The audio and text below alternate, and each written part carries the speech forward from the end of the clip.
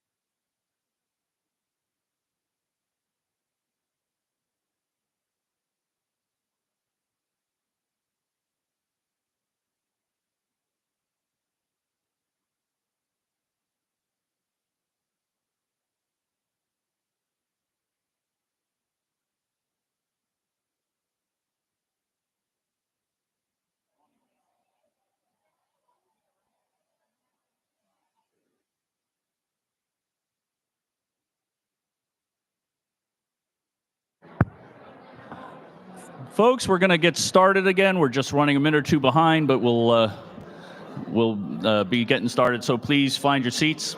Thank you.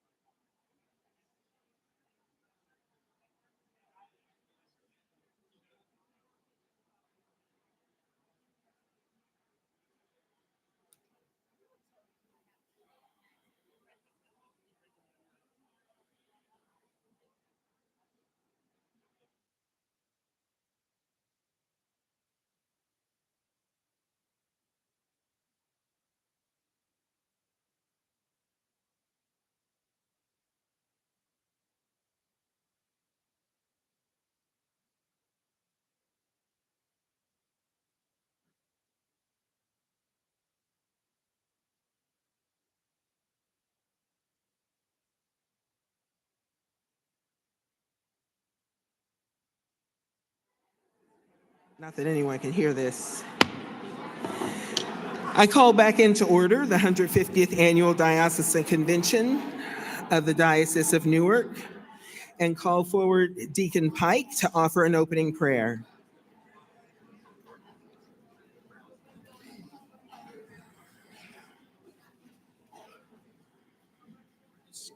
Yeah.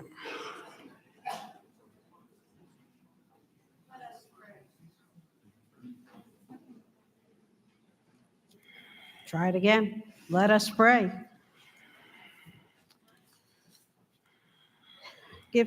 Present a prayer for comfort in our faith.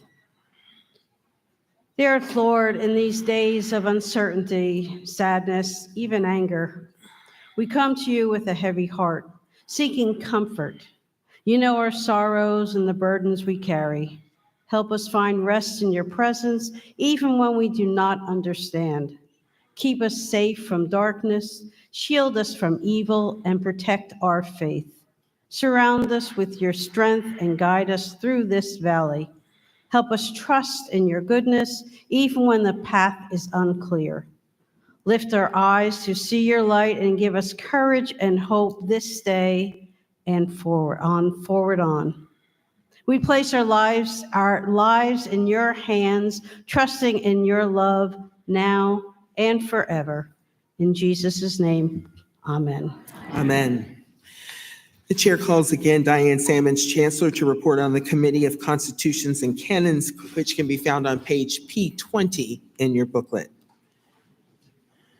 So yes, as the bishop said, you're going to be looking at document that's marked 150AC-R03. And that is the report of the Committee on Constitution and Canons. We are a creature of our diocesan canon, particularly Canon 19. You elect 10 individuals, and I serve as chair as the 11th member as the chancellor. We review proposed amendments to the canons for clarity and consistency, and if we find that particular resolution acceptable, we offer it as a recommendation for you to pass. If there are concerns, we generally work with the proponent of that amendment to make it satisfiable to the body as a whole. And if it's still not appropriate, then we will not recommend it for your passage.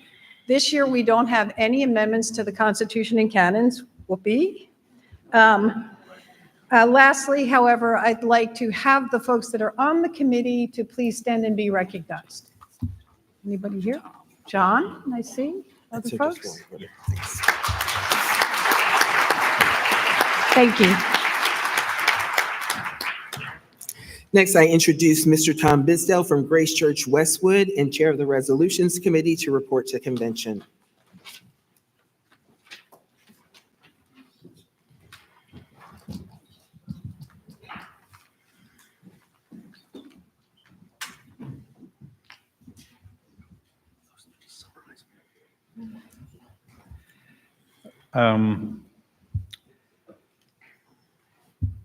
We have two resolutions that are before the convention. We will have a hearing tomorrow in room 1 at 3:45 to discuss them. This afternoon. I'm sorry. I'm sorry, this afternoon at 3:45. The two resolutions that are under consideration are, one, to create a task force for advocating for neurodiverse people, and second, a commitment to exploring our racial history. So we'll see you this afternoon. And we've had no resolutions brought forward. Yeah, we had no resolution brought forward. Okay.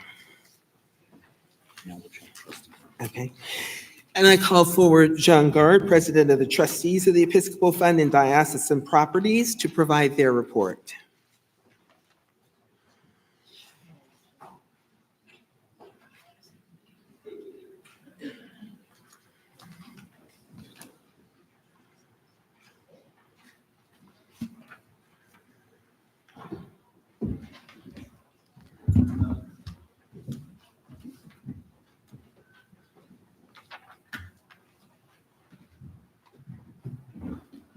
Thank you, Bishop. Good afternoon, everyone. The written report of the statement of proceedings of the trustees of the diocese is in your convention reports filed by title packet, which I understand has just been passed out with a lovely blue cover on it.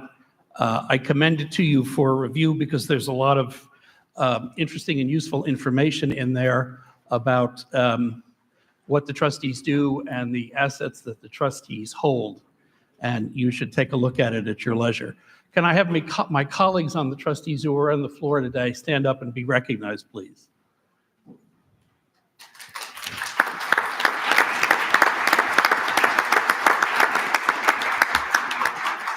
These folks spend a lot of time managing the assets of the diocese on behalf of all of us. It is important work. It is not often glamorous, but it is very necessary. So let me go through the report of the trustees so that you can see some of the highlights for what has happened in the last year and a half since we last gave you a report. Understand that this is a report for 2023 and the first half of 2024, given that we have now moved convention to the latter part of the year. As you all know, the trustees of the diocese are the custodians of two very large classes of assets belonging to the diocese, to some of its member churches and some of its related organizations. The first is the endowment and other custodial funds held by the diocese, and the second is real estate. We'll talk about each one of those two groups in turn. As of the end of June 2024, the combined value of all of the capital assets, non-real estate capital assets held by the trustees was a little over $63 million. That includes diocesan money. It includes money held on behalf of some of our congregations, and it includes money that is held for some of our related organizations. We're going to talk about each one of those groups in turn. The trustees' unrestricted accounts, you need to understand that a large portion of that 63 million consists of restricted funds, which is the reason why we manage it, but we don't have freedom to spend it without being aware of the restrictions that have been imposed through a variety of sources. Of that 63 million, approximately 9.5 million constitutes the unrestricted part of the endowment. That is what funds the things that the trustees do, and it is also what funds the contributions that the trustees make directly into the diocesan operating budget. As you can see, in 2023, we provided approximately $185,000 in contributions to the diocesan operating budget. This number rose to $280,000 in 2024, and I'm sure Mr. Reckford, when he produces the draft budget later today or tomorrow, will be talking about additional monies that the trustees will be asked to provide. The trustees have about $5.8 million in restricted funds held for the direct benefit of the council. These include funds directed to outreach, the upkeep of Episcopal House, eventually the Livingston property, and other monies that result in additional direct contributions of $202,000 in fiscal year 23 and $209,000 directly into, in 2024, directly into the operating budget of the diocese. These include the permanent endowment of the diocese that we started several years ago, which is designed to provide greater funding to the operational aspects of the diocese, and which currently stands at about $3.2 million. We are also responsible for holding approximately $22.5 million worth of funds for specific diocesan programs, many of which you are familiar with: Ward Herbert Axe Vim, March Christie, the George Rath Fund, the Episcopal Capital Loan Fund.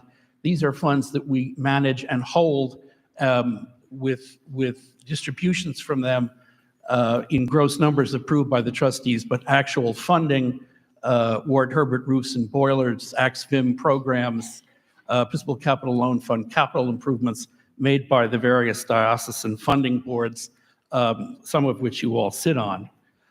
We also have another $25.5 million held for the benefit of member churches and diocesan organizations. These include the Bishop's Church Emergency Fund, some of the Bishop's discretionary funds, Crossroads Camp, funds for the retired clergy, lay pension plan, and the like. Significantly, of that 25 million, 11.5, slightly more than 11.5 million, are held for a number of churches in the diocese, both parishes and missions. For a variety of reasons, primarily a large chunk of that consists of money that has been given to the trustees for holding and management as a result of the sale of rectories and other church properties that we hold and maintain consistent with whatever restrictions were imposed as part of the sale by the standing committee. Included in this money are the assets held for ministry in Jersey City and the dedicated funds for some of the old lay pension plan and clergy housing equity accounts. The trustees, as you all know, have an investment policy, which we manage in consultation with the Diocesan Investment Trust. Unless there is a specific provision in some sort of grant or will or bequest or what have you, the trustees distribute money based upon a spending rate of 4.25%, and there is a formula for calculating how that 4.25% is applied to the corpus. And so that is how that money, the distributions are calculated on a variety of accounts. Yes, all of our funds are audited on an annual basis by the diocesan auditors, who currently are O'Connor Davies. The trustees in the last 18 months approved audits for the years 2022 and 2023. The second large chunk of what the trustees do is the management of real estate. that has been exceptionally active in the past 18 months for reasons that you will hear about today, and also reasons that you will hear about tomorrow. Management of real estate fits down into other three broad categories. One is the real property of the diocese, bishop's residence, 31 Mulberry Street, the Livingston property, and the like, mission churches, and also other properties, including extinct churches, 2 cemeteries that we are responsible for, and things of that nature. We are continually trying to sell surplus church property. There are currently contracts out there for the sale of Christ Church East Orange. When I started trying to sell church property, I had different color hair. Trying to sell church property is what does this to you. It is not simple for a whole variety of reasons. We are trying to negotiate the sale of the former St. Barnabas property in Newark. We are actively trying to market the former St. Peter's property in Washington, in Morris County. There is some expectation that the Christ Church East Orange sale will happen this year. I've said that before. I hope this year I'm right, but that is something that we are actively dealing with. The big event on the trustees' docket this year has been the sale of Episcopal House, 31 Mulberry Street. We sold Episcopal House to the Performing Arts Center with a closing in September. We then negotiated a lease with the Performing Arts Center, which allows our tenancy in 31 Mulberry Street to continue until the end of January 2025. It was a very favorable sale in that the sale price was substantially in excess of the appraised value. For some of you who have been to Episcopal House lately and seen what Performing Arts Center is proposing to do with the property, you would conclude that maintaining a 5- and 6-story building for less than 20 people with no parking and several $1 million in capital improvements that were necessary to maintain it was simply not feasible.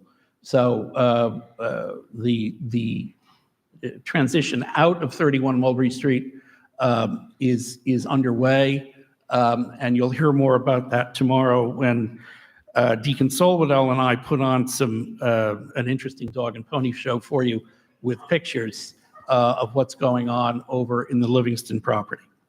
Property management, we spend a lot of time on property management involving the oversight of mission churches and closed churches. During the year 2023, we spent almost $300,000 on various projects related to management and maintenance of property. The amount budgeted for 2024 is only $177,000. We may be spending more than that, but that remains to be seen. That is the number that's in the trustees' budget for the 2024. We do a fair amount of oversight of diocesan property. The bishop's house, we approved repairs to All Saints Bergenfield, repairs to St. Barnabas Newark, the rectory and church buildings in Christ Church Teaneck, structural maintenance and repairs to Christ Church East Orange involving the abatement of water damage and leakage. There are another 10 properties that we could talk about. Those are just some of the examples of things that we deal with. The trustees assumed responsibility for the management of the rectory at St. Gabriel's, Milton Oak Ridge, a mission church.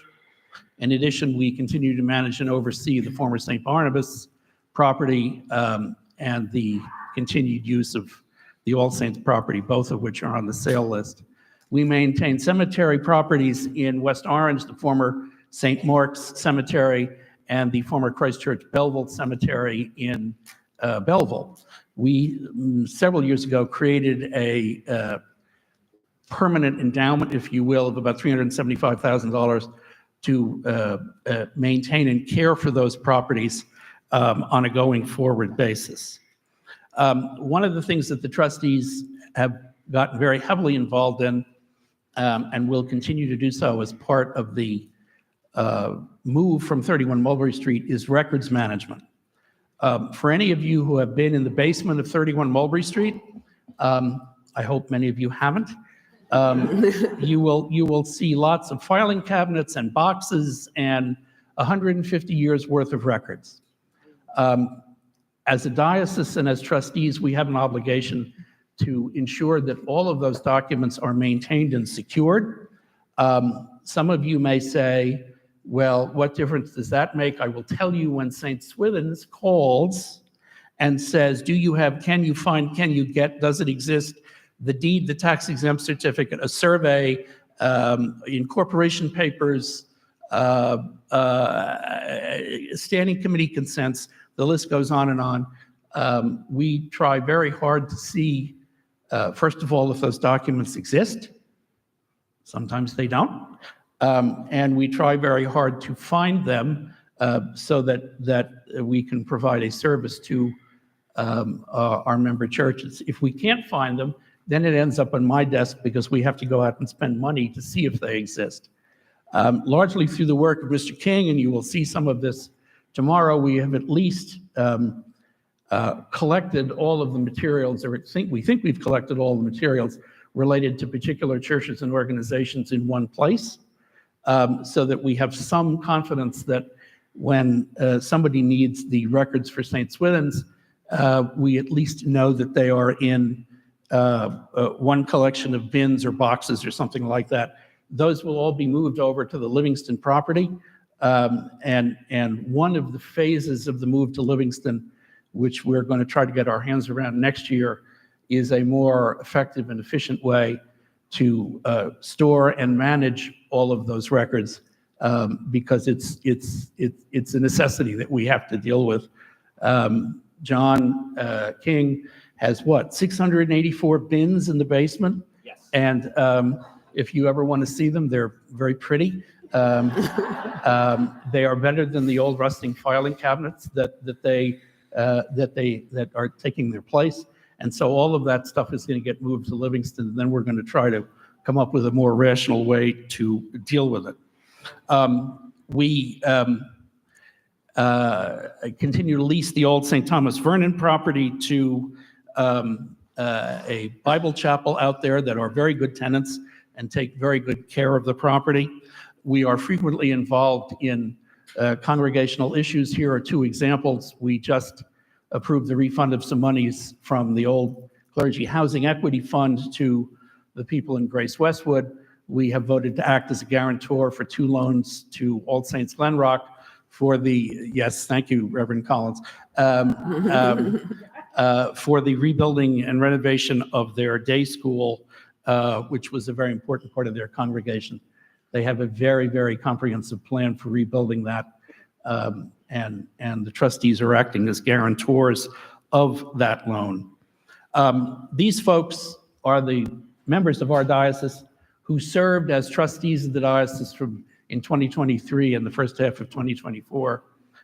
They all deserve your thanks and appreciation. I would be remiss if I did not acknowledge that Rhonda Lutz from Church of the Savior Denville is stepping off of the trustees to do some other things. These folks spend a lot of time and a lot of brain power and a lot of energy in trying to manage all of this, both from a capital standpoint and from a real estate standpoint. So they deserve your thanks and appreciation. And with that, that is the report of the trustees. Thank you, John.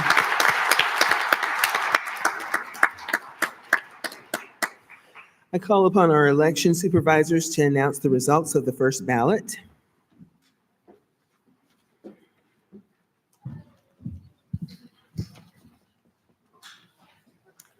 Thank you, Bishop. Thank you all for casting your ballots. Are we ready?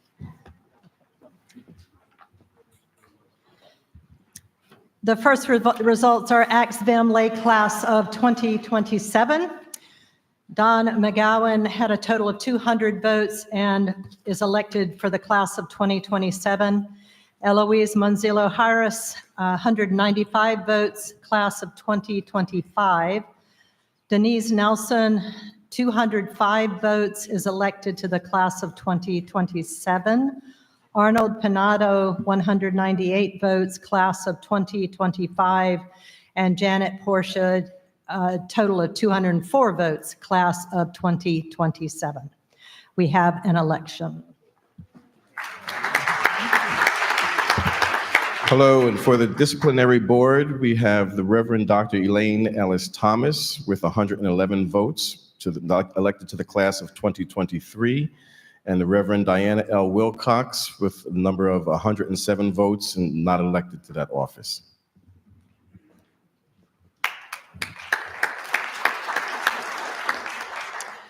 For Diocesan Council lay class of 2027, Susan Cancelosi, 118 votes, not elected. Paula Capel, 175 votes, class of 2027. Robert Cox, 120 votes, not elected. Rhonda Lutz, 176 votes, class of 2027. Nick Aricchio, 154 votes, class of 2025. Lisa Smith, 158 votes, class of 2026. Vanessa Wigfall, 191 votes, class of 2027. And Ross Wisniewski, 127 votes, class of 2025. And for Diocesan Council Clergy Class of 2027, the Reverend Deacon Virginia Jenkins Watley with a number of 158 votes, elected to the class of 2025. The Reverend Deacon Jacqueline McLeod with 184 votes to the class of 2027. The Reverend Rod Perez Vega with 172 votes to the class of 2027. The Reverend Deacon Annie Pike with 171 votes to the class of 2027. And the Reverend Paul Rajan with 157 votes, not elected.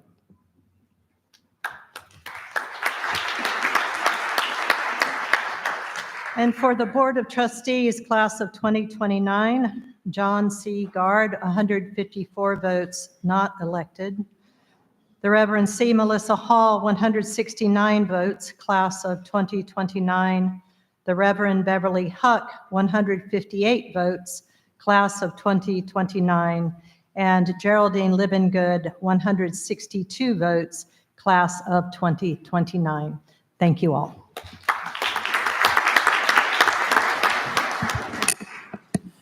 Thank you. With those elections, there's no second ballot needed. All the elections have been announced. Thank you to everyone who was elected and to everyone who stood for election. I call on Carol Harrison Arnold of St. Paul's and Incarnation in Jersey City and the Vice President of Diocesan Council to report on Diocesan Council, which is the programmatic and financial arm of the diocese. Great afternoon. I hope, oh, thank you. I like the response. I hope you are all well. I first wanted to say congratulations to those who will be joining council.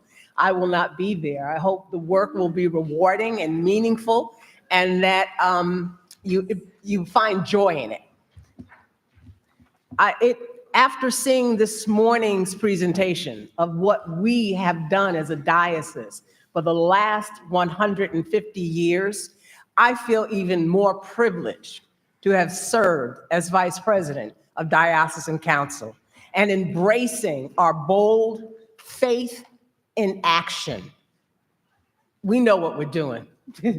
We got a lot of good things going on. And with that, I want to recognize those who have been on Diocesan Council who have worked tirelessly over the last few years in embracing the diocese visions, in values, and trying to further the work that we have been called to do. I want to first ask members of the steering committee to please stand and to remain standing. I know we have some here, steering committee. I would like to ask those who are on Diocesan Council to please stand.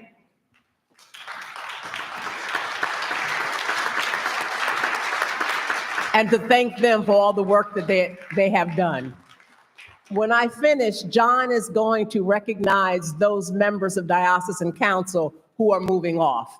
And I hope as you move off, you go on to do other things in the diocese, because our work never ends, right? At any rate, a copy of my report is in your, as John said, nice colored blue pamphlet on page 6. It's pretty straightforward as far as the work that we have done as Diocesan Council, but it doesn't tell the whole story. One of the things that we have spent time on doing is getting back to basics, to getting proficient at our canonical responsibilities, to be able to do all of those things we are supposed to do as an organization, but be dynamic enough to do them and to do other things as well. And that's where the challenges come in for us. One of the things that we looked at over the past couple of years was the balance that we needed, the balance to be able to fulfill those responsibilities that we were undertaking on Diocesan Council, in our churches, and in our lives, and how you get to do all of that and still be effective and not be tired. So balance was very important to us. And one of the things that we struggled with was figuring out just where we fit, how we could do more. The strategic plan is an opportunity for us as Diocesan Council to contribute more. We are a unique organization in the diocese because we are so diverse. We have representatives from every corner of the diocese. We have men, we have women, we have clergy, we have lay. You name it, we got them. And they're all willing to work hard. And with that, we are trying to find a way now to take our organization and to support all those things that the diocese is trying to do, to support our regional ministry networks, to support our congregations. That's the conversation we're having now. We want to do more in a more effective, meaningful way. Tomorrow at lunch, we're going to be in breakout groups in the regional ministry networks, and many, or maybe not many, several of your facilitators are going to be council members. Those that are here will be helping out. And that's because we want to figure out how we can serve you, how we can best serve you. It is a conversation we will continue to have. And I invite you to tell us if you think there are things that we can do as an organization to help the work that you are doing. Let us know, because we're in the process now of looking at our organizational structure and reorganizing in a way that supports the work that we want to do. With the strategic visioning plan, we've been focusing on the communication initiatives because the plan has a lot in it. And we recognize our limitations, so we are wanting to do more in the way of communications. And how we do that, how we can help get the word out, how we can help reinforce the messages that are coming from the diocese, those are the things we're talking about. Those are the things we want to do. And we would appreciate your help in helping us. Well, it's kind of redundant, isn't it? We appreciate your help in helping us define what our roles will be. And we recognize that the work never ends. We recognize that we have to find a way to do it that brings us joy so that it doesn't feel like work. And we want to be the best that we can be as Diocesan Council of one of the best dioceses in the country, because that's who we are.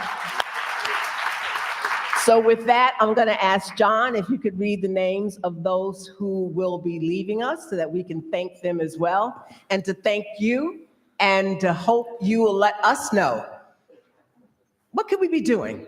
What should we be considering? Because we want to do for you, particularly the regional ministry networks. So thank you. Thank you, Carol. the outgoing members of the class of 2024 and a few other folks who need to step away for various reasons. Miss Larissa Cohen, the Reverend Asa Colson, Deacon Nancy Hanson, the Reverend Grant Mansfield, Mr. Jarek Rutherford, Mr. Robert Ross, and our Council Vice President Extraordinaire, Carol Harrison Arnold. She has been a dynamo in that position. You have been well served by her. Thank you, Carol. Thank you, Carol, and all of council.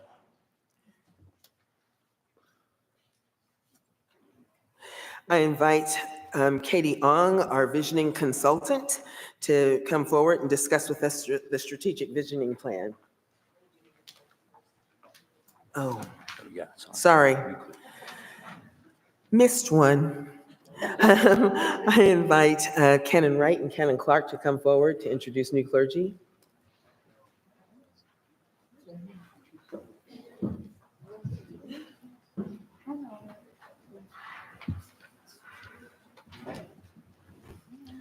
Bishop Hughes and members of convention, we are pleased to acknowledge and introduce members of the clergy who have become canonically resident in the Diocese of Newark in 2023 and 2024, and other clergy who have joined us in regular ministry, though may not be canonically resident. Some have been with us in ministry for some time, but are now canonically resident in the diocese. As we call your name, if you are present, please stand where you are and remain standing. You might wave because it's a big room, until we complete all clergy newly resident in our diocese. So clergy who have become canonically resident since our last convention in 2023, the Reverend Lorraine Harris, Rector of Epiphany in Christ Church Orange, resident as of February 1st, 2023.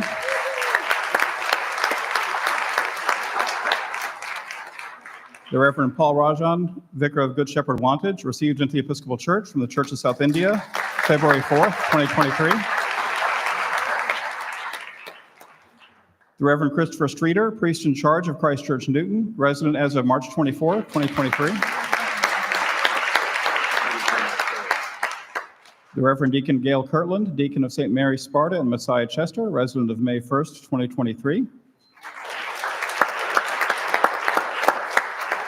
The Reverend Christopher Cole, Rector of Calvary Summit, resident of June 1st, as of June 1st, 2023.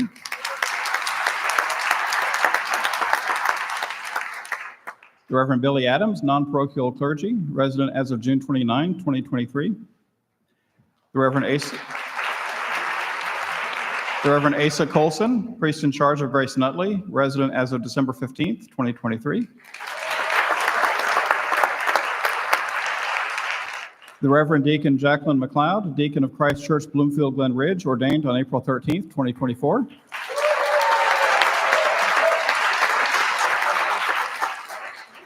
The Reverend Deacon Annie Alexandra Pike, Deacon of St. Luke's Phillipsburg, ordained on April 13th, 2024.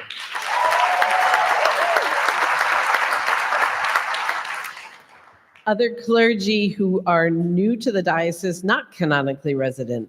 The Reverend Paul Keene, Assistant Rector, Christ Church Short Hills, began on July 1st, 2023. The Reverend Philip Zoutendam, priest in charge, St. James Ridgefield, began on November 1st, 2023. The Reverend Melina Dejbad, Assistant Rector, St. Elizabeth's Ridgewood, began on June 15th, 2024.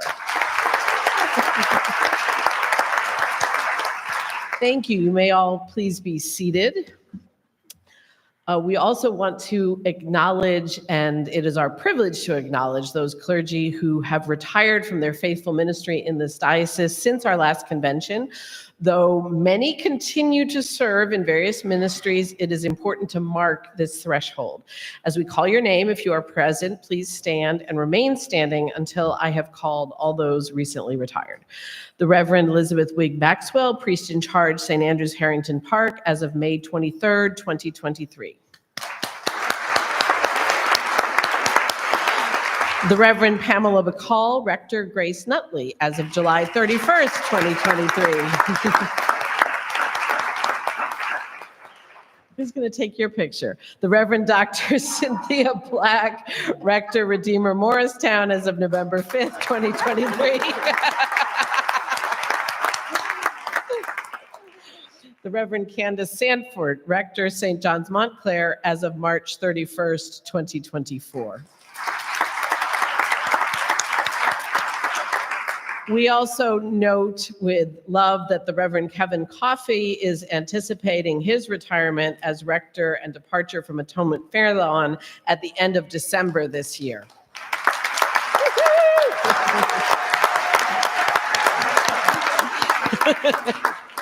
Thank you. Please be seated. Welcome to all those clergy who have joined the diocese here, and blessings to all those who have retired from their active ministry since our last convention.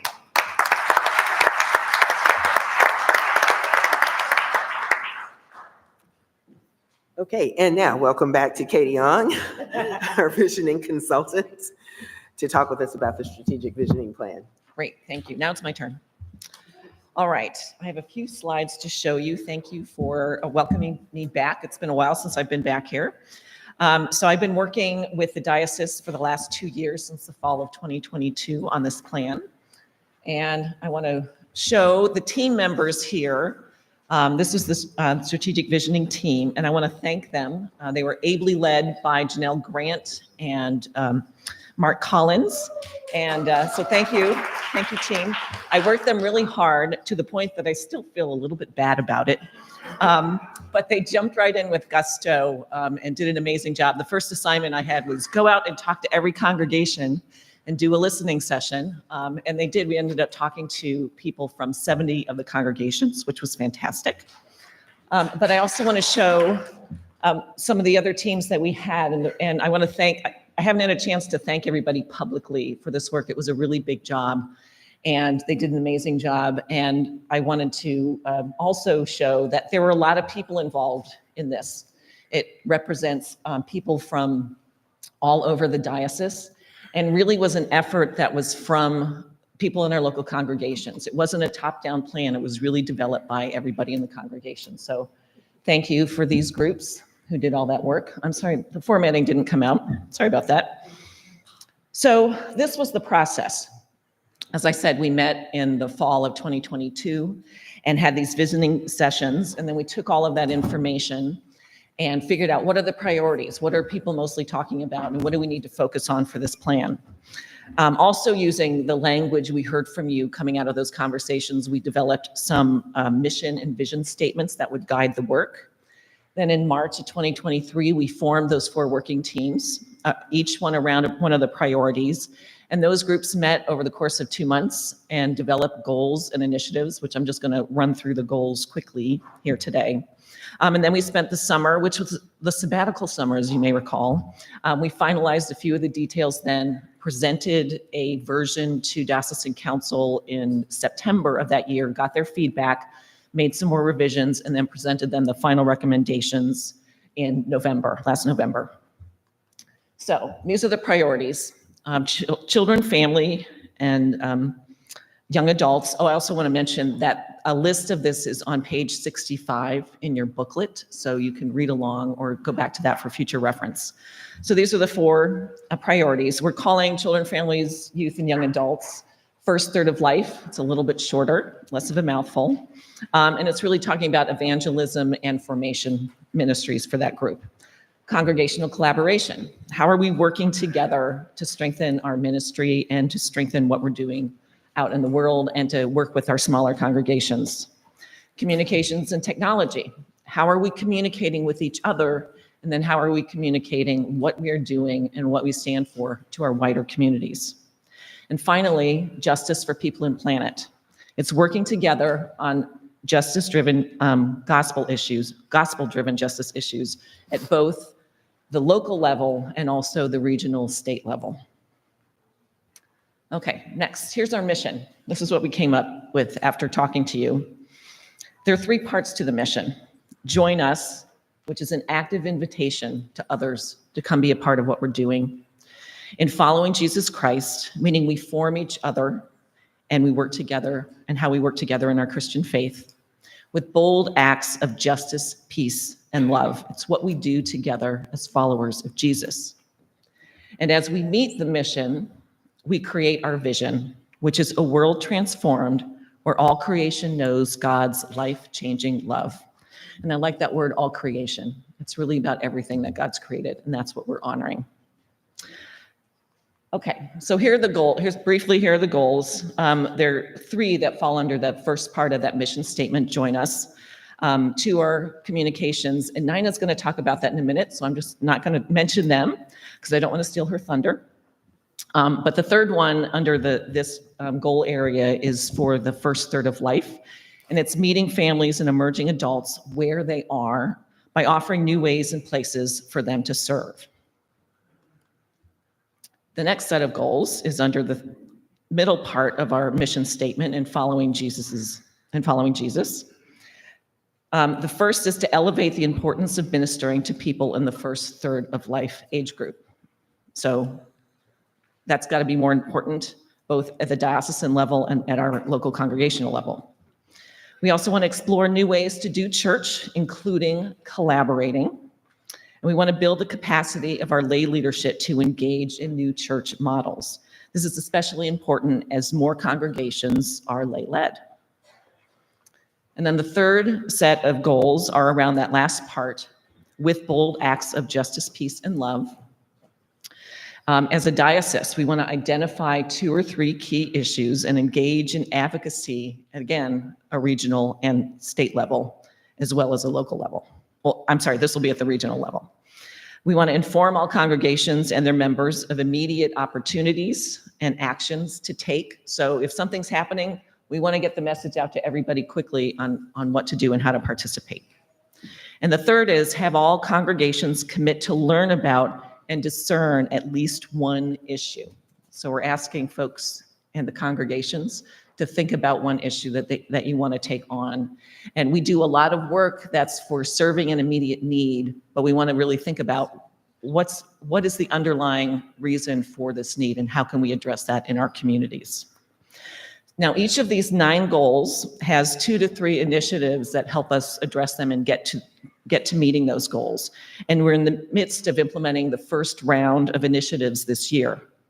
So I encourage you to read the full plan. It's very detailed. It's on the website. Go to the strategic vision section of the website, and you can access the full plan there. So what's happened this year in 2024? We have launched a coordination plan for our justice groups. There are 8 diocesan level groups dealing with justice issues, and they're now beginning to learn from each other and coordinating. We implemented an external communications plan for these justice ministries. You may have noticed the new justice ministry spotlight that's in the Voice. We're trying to have something out in every issue that highlights what's going on with our justice ministries. We surveyed congregations on formation for people in the first, or ministry for the first third of life. And an article about what we learned is going to be coming out in the Voice soon. I'm working on that, I promise, Nina.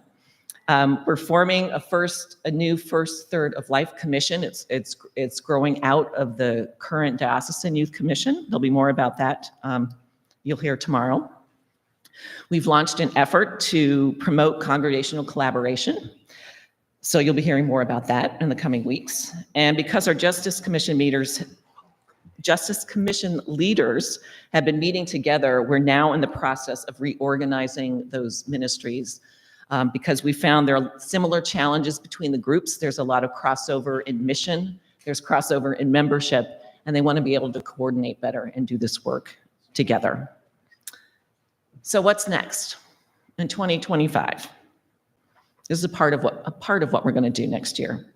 We will come out with a final reorganization of our justice ministries.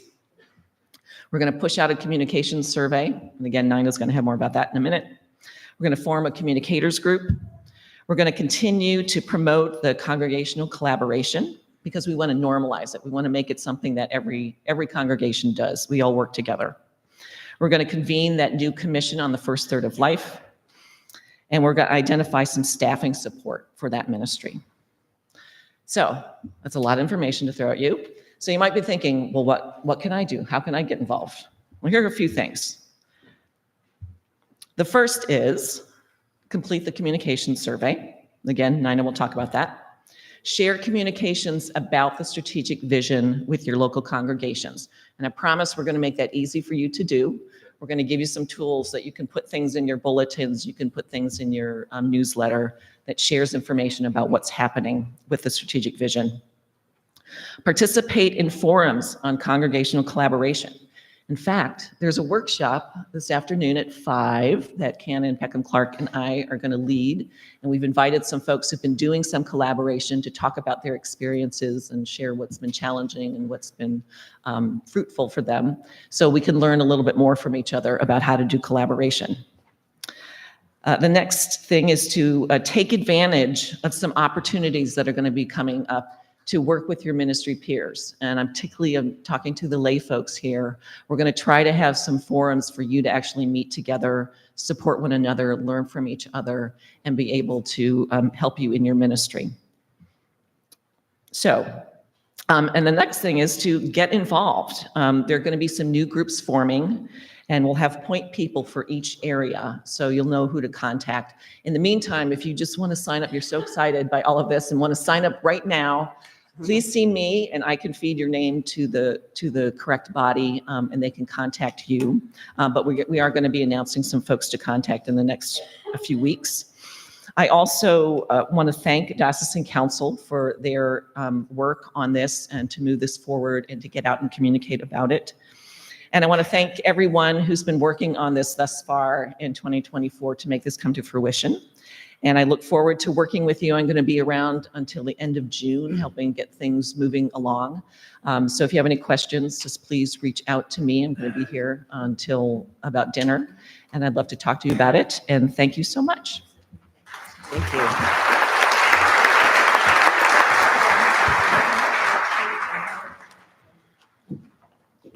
Chair calls on Nina Nicholson, Diocesan Communications and IT Director, to present her report and to introduce our new website. Good afternoon. First, I'm going to I'm going to follow up on what Katie was mentioning about communications and visioning. So as she mentioned, we each have a couple of goals, and each goal has a couple of initiatives. Our current goal is to offer opportunities for professional development in every parish across the diocese. And our first initiative of that is to create an advisory board of communications professionals, and we have already done that. And I believe several of these people are definitely here, so I'm going to ask you to stand as I say your name. Karen Quasi, St. Paul and Incarnation, Jersey City. Allison Davis, St. Mark's Teaneck. Patty Bradley, Holy Trinity Hillsdale. Chris Whitaker, Christchurch Short Hills. The Reverend Diana Wilcox, Christchurch Bloomfield Glen Ridge. And of course, Reverend John Rollins and Jen Paxson are definitely here.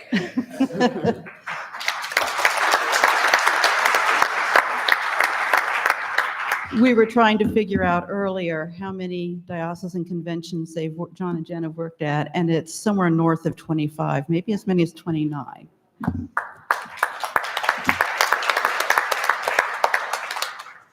You may notice we're trying to cover every region and have every region represented on the advisory board. And currently there are 3 regions that are not represented: Constance, Dietrich, and Harriet. So that's an opportunity to join in. If you know of a communications professional in one of those regions who would be interested in being on the advisory board, please let me know. Our second initiative is the communicators group among all the parish communicators. And in order to do that, we have to know who they are and where they are and what they're doing. So that is the survey that Katie mentioned. The URL is there. There's a QR code. Don't worry if you don't capture it right now, because I'm going to show you in a minute where to find it on the website. And we'd like to get those back in 6 weeks from today on December 20th. So in that way we can, we get everybody's names and contact information, then we can start in the new year of forming this group. Our next initiative after that is to hire an intern to help me with communications, doing some of the entry-level work to take that off my plate so that I can be working with the parishes. I've requested money for that in next year's budget, and we'll see what happens when the budget gets voted on. And then all of this is in service of our next goal, which is bringing all the parishes and all the other groups, the regional minister groups and other groups in the diocese, up to a basic level of communications and helping support them in a good level of work. Okay, now I'm going to introduce the new website and ask Jan Paxton to bring that up. There it is. Excellent, thank you, Jan.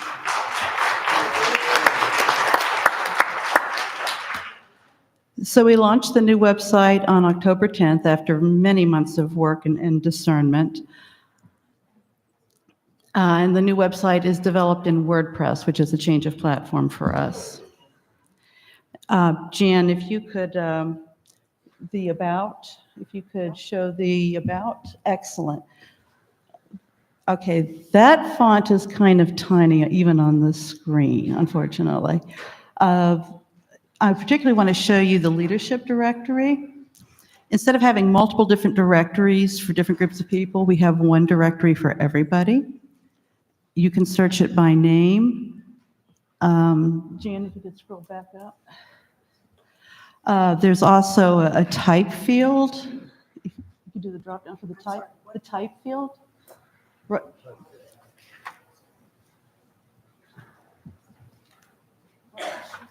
Leadership directory. All right, right there, under search, you see the type field and filter. So you can search by staff, active clergy, other resident clergy, and lay leaders. If you're not in there, we are still populating that. Can you scroll to the bottom of the page, please? Bottom of the page, please. Any page. Any page.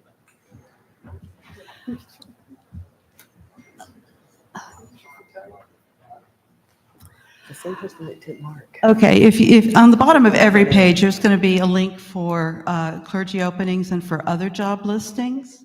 Jan, if you could click other job listings on the bottom of the page. Any page.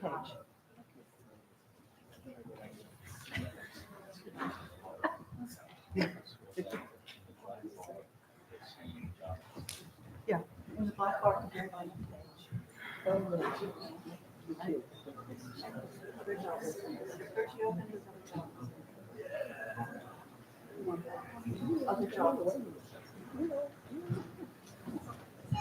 Okay, there we go. So we've always had a page for job listings on a website. This one is different in that churches can submit them directly to the website, and they'll be reviewed and approved and then posted. And in a minute, I will show you where you actually submit those. Okay, Jan, in the menu, John, in the menu, can you go to events, please, and just show the drop-in for events?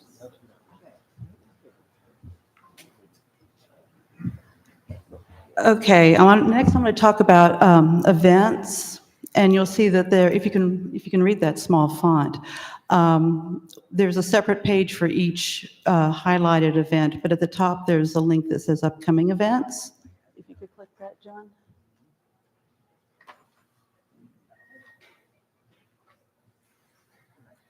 And what's different about that is we don't have separate calendars anymore for diocesan community events. They're all together in the same calendar.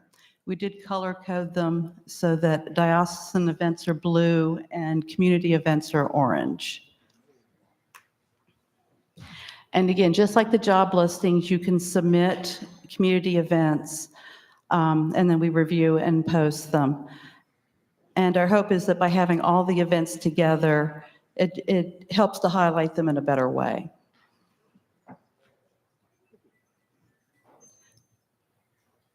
John, if you could stop right where scroll up just a little bit, right there. And again, you can search events by the type of event, whether it's diocesan or community. And under event category, there's a great many categories that you can use to narrow down what kind of events you're looking for. If you're looking for food events or music events or events in a certain regional ministry, you can use that. Okay, John, if you could go under to the main menu again. Main menu, communications.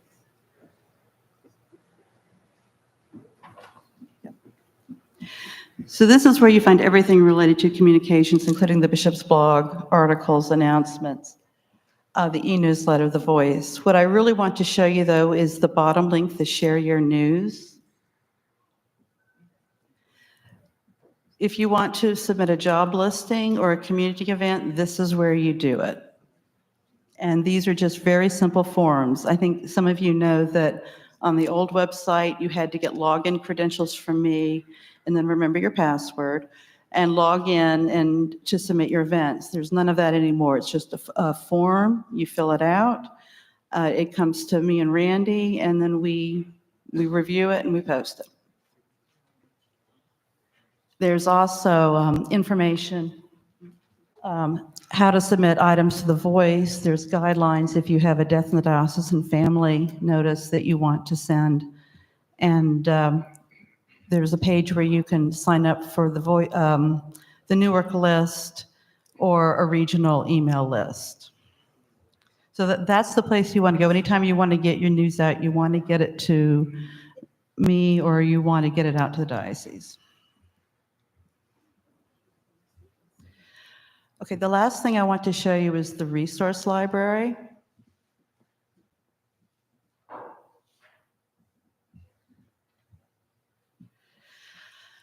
So we spent a lot of time organizing. We had over 400 resources on the old website, and we spent a lot of time cleaning those up, weeding out some old ones, and reorganizing them and trying to make it so that everybody can find them.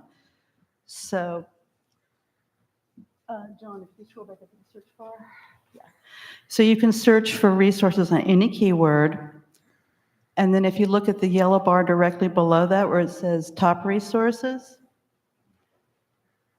the third one down is the survey for parish communicators. So if you're looking for that, that's where it is. It's right under top resources. And you scroll down to the categories a little bit. And then we also have all of them categorized, and you can drill down by category. So our old website, we had first developed in 2011, and it was on the Drupal platform, and we had it in 2 different versions for 13 years, and that means that there was a ton of content on that website.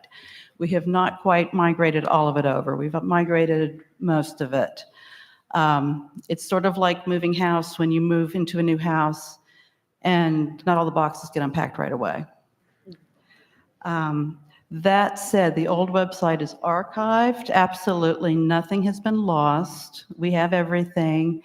Me or Randy or Chloe can access it. If you come across something that's missing, an old article you need, or anything that's missing, just let me know and we will dig it out and we will post it on the new website. And that is all. Thank you. Thank you, Mary.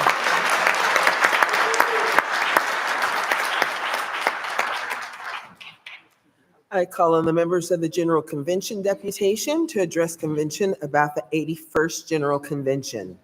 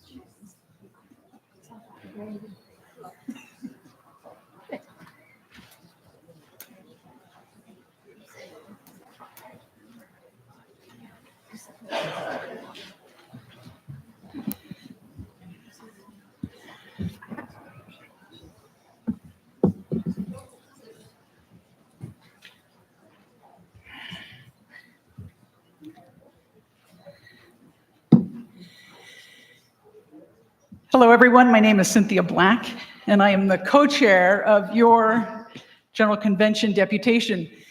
My other co-chair that I share this responsibility with is actually attending her first executive council meeting, Laura Russell, who you'll hear more about when we talk about some of the leadership from the Diocese of Newark. But it's a huge honor that we have someone representing us at executive council, just as we have had for the last 6 years, in Ann Kitch.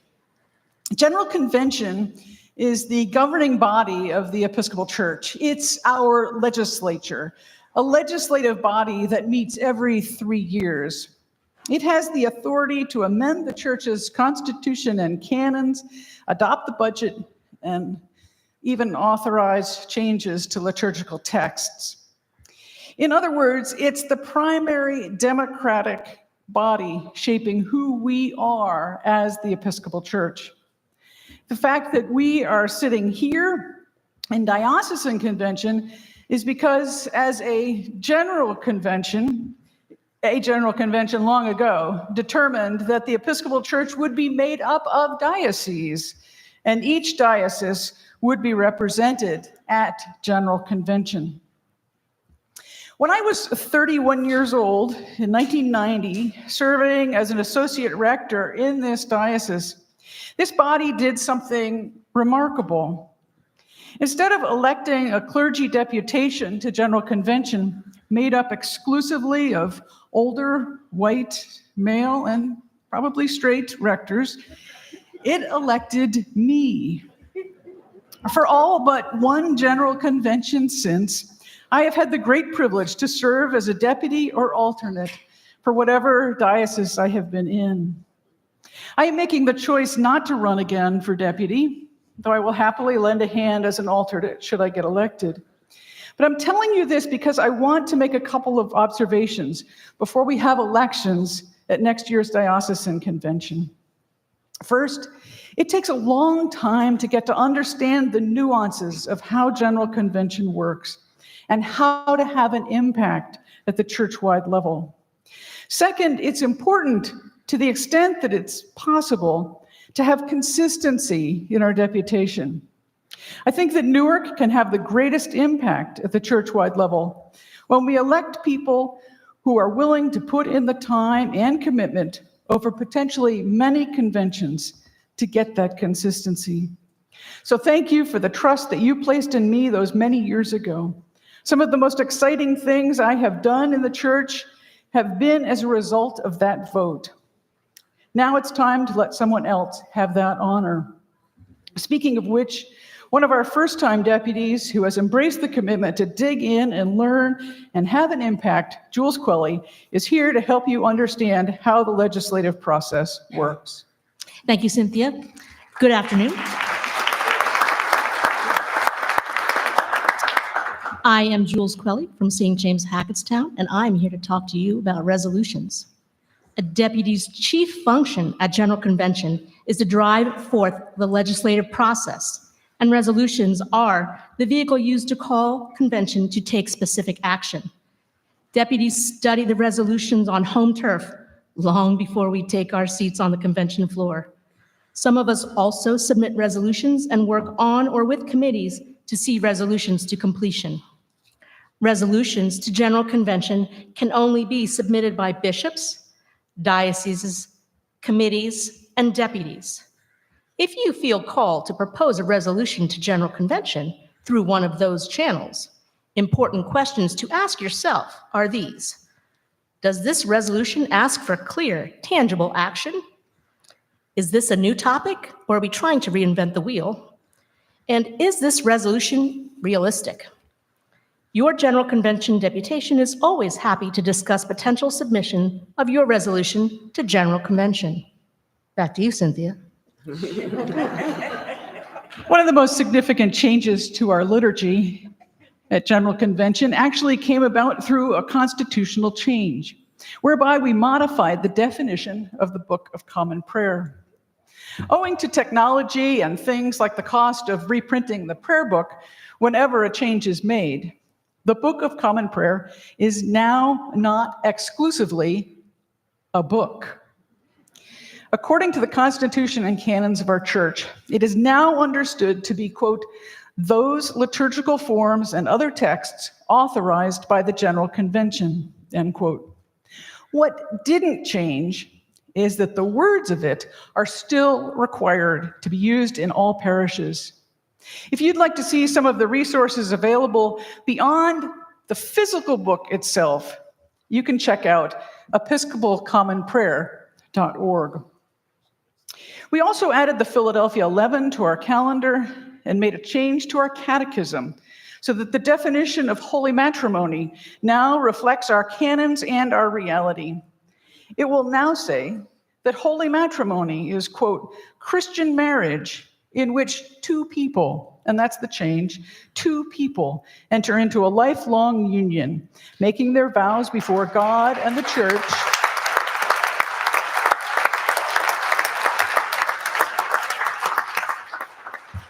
I know you get that. It may seem like a small change, but frankly, some of us have been working on it our entire ordained life. Now I'd like to introduce another of our fabulous lay deputies, Paula Capel. Thank you, Cynthia. Good afternoon, everyone. I will give you an insight into what was discussed about Israel-Palestine conflict. As you heard, resolutions are one of the priorities of General Convention. Not only do they set the tone for the next triennium, but they also allow the House of Bishops and Deputies to discuss important current events. Several resolutions came before us on the conflict of Israel and Palestine.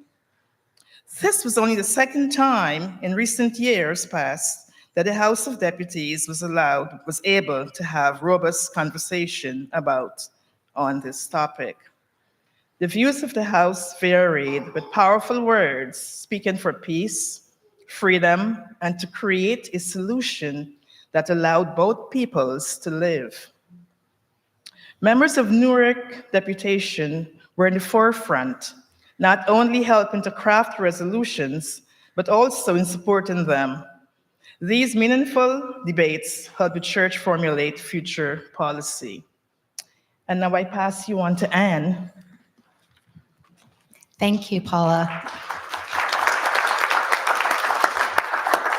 Across our church, collaboration has become key. At this convention, we made official 4 diocesan changes.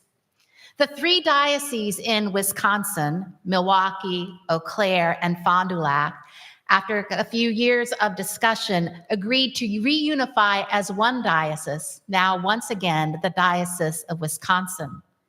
In Michigan, 2 of the dioceses, Eastern Michigan and Western Michigan, again after conversation and work, agreed to merge into one new diocese in the Episcopal Church, the Diocese of the Great Lakes. Also, the Diocese of Hawaii formally accepted into its diocesan body the Episcopal Church in Micronesia. I want to remind you that the Episcopal Church is an international body. And so now Guam and Samoa and the churches there are officially part of the Diocese of Hawaii.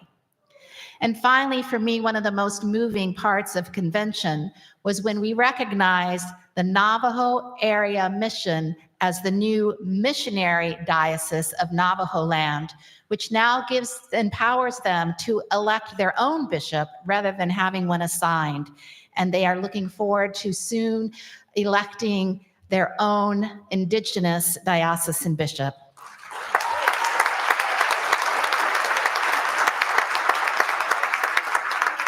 And I invite first-time Deputy George Dredden to speak. Good afternoon, everyone. At this year's General Convention, the Bishops United Against Gun Violence organized a very powerful march down the streets of Louisville. This remarkable event saw bishops, church leaders, both lay and clergy, activists, youth from the General Convention, official youth presence, and other partners joining forces to draw attention to the epidemic of gun violence that plagues our nation. As we walked in Mass, the atmosphere was filled with the voices of solidarity, songs, and moving testimony from our youth and others who have been directly affected by the devastating and senseless violence. Their stories highlighted the urgent need for change and the heart-wrenching impact gun violence has on our communities. The rally's powerful message was very clear. Don't just say something, do something.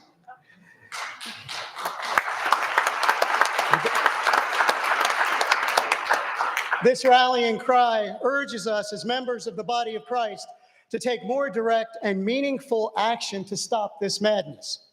It's a call to rise beyond words and take tangible steps towards creating a safer, more just society for all.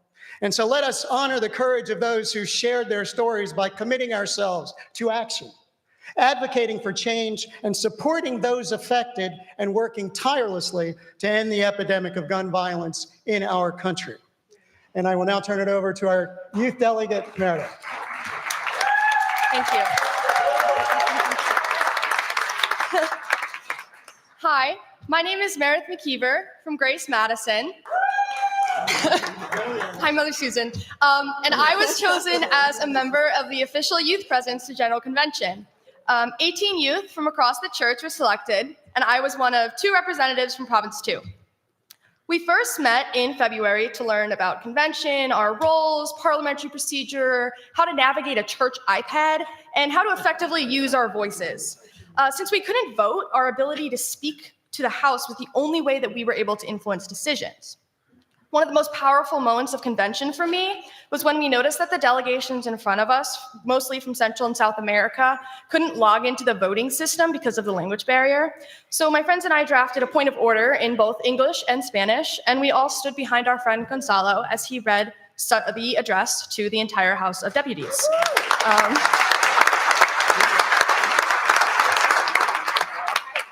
Off the floor, we had special opportunities, such as lunching with President Harris and former Presiding Bishop Curry. And we spoke with Sean Rowe the morning after his election.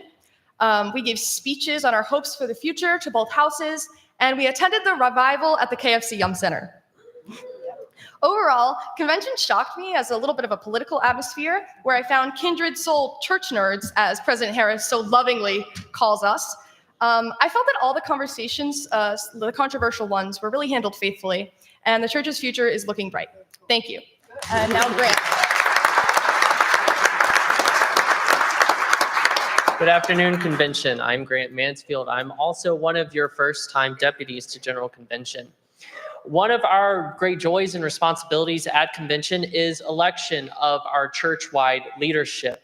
As Deputy Cynthia Black mentioned at the beginning of our presentation, one of our very own, Laurel Russell, not only was elected to the Quarter Review, but to Executive Council, which functions on a church-wide level like our Diocesan Council does. So we are very well represented with her in that leadership. We had 2 elections that were of historic nature that we want to report back to you. The first is the President of the House of Deputies. This was the second election since this position was made a funded position, which reflects the weight and the responsibility and all the work that goes into it. Because of our move as a church to pay for that position, we were able to have a historic slate that consisted of 3 women of color that represented the East Coast, the center of our nation, and the West Coast. President Julia Alala Harris was elected, or re-elected rather, as the President of the House of Deputies on the first ballot. The second historic election that we had was for our presiding bishop. This was also one of the most historically diverse slates that we have seen. Of the 5 candidates, 2 were individuals of color, 1 female, and our first Gen Z candidate, who then was elected presiding bishop, Sean Rowe. Out of those 5 candidates, he is the most senior bishop to have been on it, serving 17 years as a bishop, and was also the youngest presiding bishop we've elected at age 49. His platform and his guiding vision for us, I think, reflects what we have already begun as a diocese. How do we come together in collaboration across parishes? How do we support one another on our parish level and our ministries? And how do we restructure and reorganize the systems that we operate under and the resources in which we fund them to better enable the people of God, which is all of us, to be boots on the ground serving God's kingdom? With that, I will turn it over to Deputy Elaine Thomas. Thanks, Grant. Interim bodies are for interim work. Interim bodies do the work of the church between conventions, whether it's legislative, some commission or committee or task force. And we're very pleased and proud that a number of representatives, deputies from this diocese contribute heavily to that work. In the triennium that just ended with the convention in Louisville this summer, we had Cynthia Black on the Standing Commission on Liturgy and Music, and Kitch on Executive Council, Joint Finance Committee, Conant Grant Fund, and chaired the Committee on Governance and Structure. I don't think that was enough.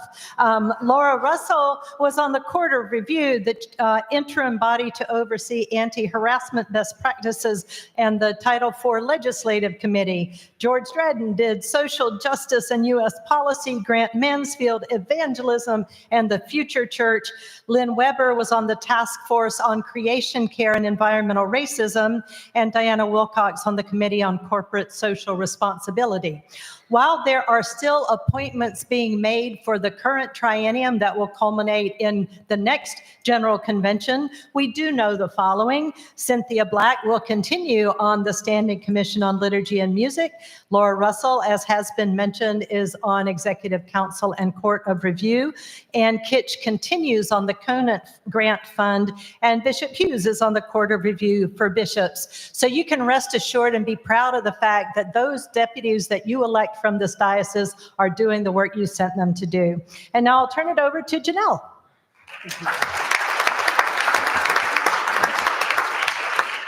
Thank you, Elaine. Good afternoon. As we conclude our time together today, we celebrate the important work that was done at the 81st Episcopal General Convention. Here are some key topics that shaped our discussing. Embracing a vision for justice, compassion, and faith in action across our communities. Continuing to adapt our worship practices to reflect the diverse body of Christ in the world today. Seeking peace and reconciliation with a commitment to dignity and rights for all people. Building stronger communities and aligning resources for a more unified mission. Addressing the growing crisis with a call for action, healing, and justice for all affected. Welcoming the voices and leadership of our young people, shaping the future of the Episcopal Church. A new chapter of leadership, guiding us with grace and purpose. A time of transition as we welcome our new presiding bishop, committed to guiding us into a new season of faith and service. We left the convention with renewed energy and a deeper commitment to living out our faith, rooted in love and justice, here in the Diocese of Newark and beyond. Thank you for your ongoing faithfulness and partnership in this shared journey. May God's peace be with you all, now and always.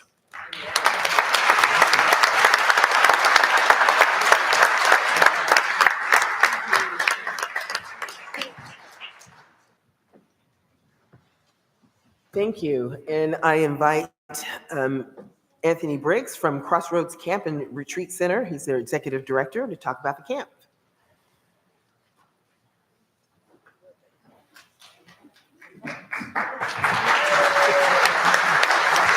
So I just received a text from John King letting me know that we were ahead of schedule and that I got 45 extra minutes. So I'd like you to all get comfortable, because when I talk about camp, I can go on and on and on, as we all know. But I'm curious, could someone do something about the temperature in here? It is really warm. You're over here in a blanket over here. It's pretty awesome. So one of the things I've learned over the years is that adults love mixers and icebreakers. So I'm going to teach you all my very favorite name game. And so you can take this back to your churches and you can do this and everyone's going to love it. On the count of three, I want to hear your first name. 1, 2, 3. Okay, it's going to take a couple more times. 1, 2, 3. 1, 2, 3. We got it. We got it. We all know each other's names now. Thank you very much. Thank you. That was awesome. So here's the thing. We've had a pandemic. And it was a game changer, right? For everyone. It was a game changer at Crossroads. Like all of you, our ministry is a ministry that brings people together in community. And that came to a grinding halt. And it was taking us a while to get momentum going again. And we were doing some deep soul searching, trying to figure out who we are, who we need to be for the church, who we need to be for the world. And our numbers in 21, when we were allowed to come back together, they were okay. I was happy. But then in 22, they went down. And then in 23, they went down, and I started to get nervous. Talking with a lot of my colleagues in parish ministry and in outdoor ministries across the country, I was not getting the answers that I needed. And so I thought, I need to ask the folks in the diocese and the folks in the synod that own Crossroads, what's going on, what do you need, and how can we walk with you? And so over the last 12 years now, we've been working with an organization called Sacred Playgrounds that is helping us a lot with figuring out the needs and what we're doing well and where we could do some work. And I said, we need to do some survey, and I need to hear from the folks in our congregations what they need, what they expect of us, and also our donors and the folks who have been supporting this ministry. And so some of this sounds like a humble brag. And so together, some of it's going to be humble brag together. The first thing that the folks told us when we sent out the survey 3 times, many of you got that, is that we received 5 times the amount of responses we needed to get a scientifically accurate 5 times. And he said that alone blew them away. They were so thrilled to see that. And that showed a high level of engagement from our donors and from all of our constituency. So this is not the entire report. If any of you would like it, and we shared it far and wide, but if any of you are curious, there's some interesting implications, I think, for parish ministry as well. But these are some of the things that we learned. These are some of the things we learned. Okay, so yes, I can't see this, so I'm going to have to move around a little bit. 96% of the folks surveyed agreed that Crossroads is living up to its mission and its purpose. That's a great place to start. We were very happy with that. Where do I direct the clicker to click? Do I up there, or just up right here, or? What's that? Oh, no, it doesn't matter. I just didn't know where to point it. Oh.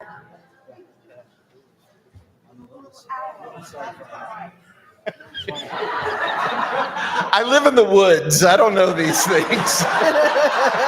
So when describing Crossroads, the most frequent theme that we received was that we are a welcome and that we are an accepting community. And that 94% of respondents agreed that I always feel welcome and at home at Crossroads. On the side.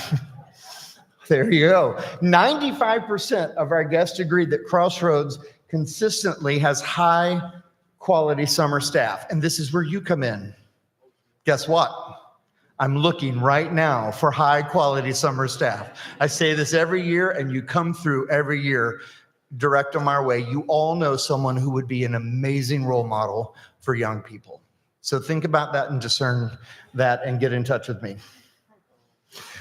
Big surprise. The biggest change needed was an upgrade to our bathing facilities. We broke ground 2 weeks ago on a $400,000 remodel on one of our bathing facilities. And we did it with money in hand, which was even better. So thank you for helping make that happen. 84% of respondents were active church participants or church leaders. 54 heard about Crossroads through their congregations. To take this apart a little bit, pretty fascinating stuff. We are in the mission field.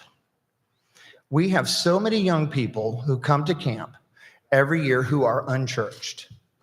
And we have so many children who come to church every year, and their parents say to me when they drop them off, "We don't go to church anymore." This is the faith formation for our child. Like, I have a week or two, thanks. It's a lot of responsibility. But we're in the mission field. And so many of our campers are coming from different places. And an amazing story that happened a few years ago, one of our young women, she came to camp with a friend of hers, and I could tell you the whole story, but I don't have time. I'm looking at my clock up there. She is now a baptized and confirmed member of one of our Episcopal churches in the diocese because she came to camp for the very first time. And I can tell you that story over and over and over again of how young people come to camp and go, "Oh, this is what it means." This is another interesting one. 56% of you, church leaders, agree that their congregation and camp are effective partners in ministry. That's a pretty low number. So we can work together on this. Talk to me. What do you need? How can we work together more effectively to serve our families? I'd love to have you stare at this for a long time, but I don't have time. There's not a negative word up here. And the folks who did our survey said, you need to look at this. This is amazing. And look at the biggest words that you see. Don't we all need places? Don't young people need places where they feel welcome and celebrated exactly as they are? 97% of our guests and donors indicated that they were satisfied. We feel great about that. We're moving camp back to starting on Sunday and ending on Saturday because they didn't like it when we ended on Friday because we know traffic in New Jersey on Fridays. 85% of our guests agree that my personal experiences at Crossroads have had significant and positive impacts on my life. Quality staff, welcome and inclusivity, faith-centered environment. 3 things that guests and donors appreciate most about Crossroads. And this year is 25 years of partnership. Episcopal Camp Eagles Nest and Lutheran Camp Beisler have been together and have created a new community with partnership. And it is just wonderful. And that's something we can all be proud of.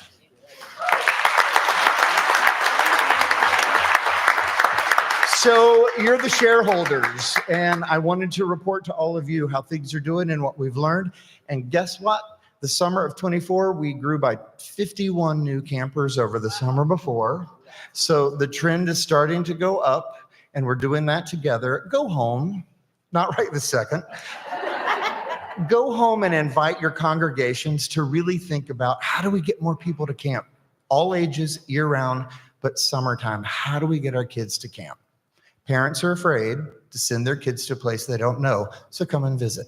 And I'm going to leave you with a short-ish video highlighting this past year at camp. So thank you. It's been great being with you all today.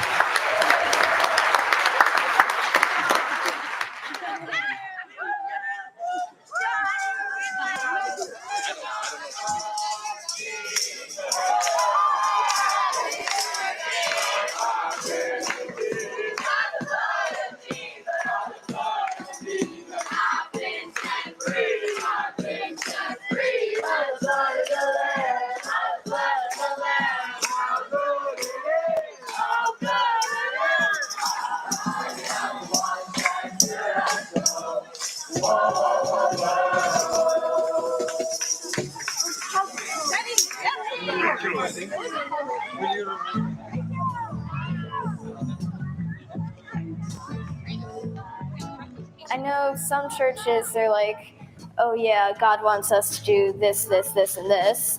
But no, not like that. You can do this, but not like in that way. But here you can just like worship God in any way that you want. It's really fun. I feel like the way Crossroads talks about God is like a God that loves you, not a God that almost loves you.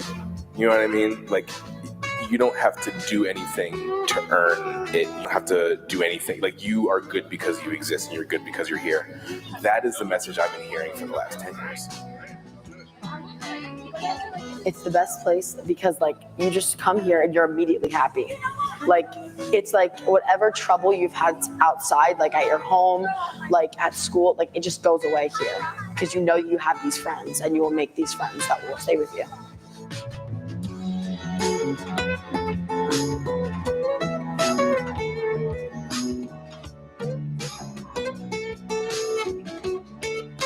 As Anthony put it the other night, it's like a judgment-free zone.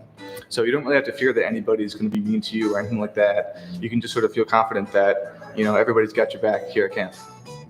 At the beginning, you're like scared because you're not going to see your parents for a whole week. But then at the end of the week, you're like, oh, I have parents.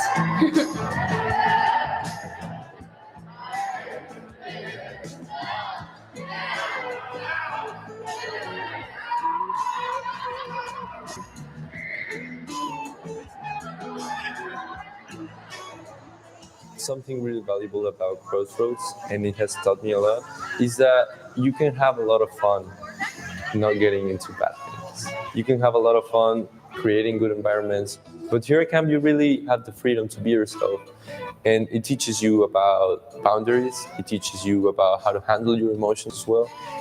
You actually create something that you will take for the rest of your life.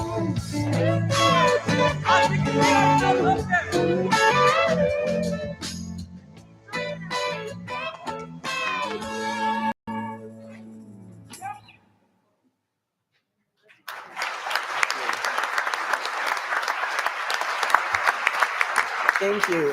And I want to say a special thank you to Anthony Briggs and Team Crossroads who hosted us for the kickoff event of the 150th year. And there were so many people from our diocese that saw the camp for the very first time. If you have not been, you need to go. It's hard to sell something that you've never seen. But if you go there, it's such a magical and wonderful experience that you can't help but tell people about it. So thank you.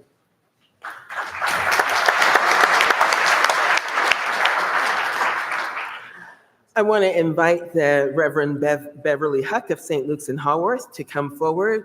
She's going to help us start talking about the 50th year of the anniversary of the 50th year of ordination of women in the Episcopal Church, and do that from the perspective of being ordained early in that process here in this diocese. And she serves in this diocese.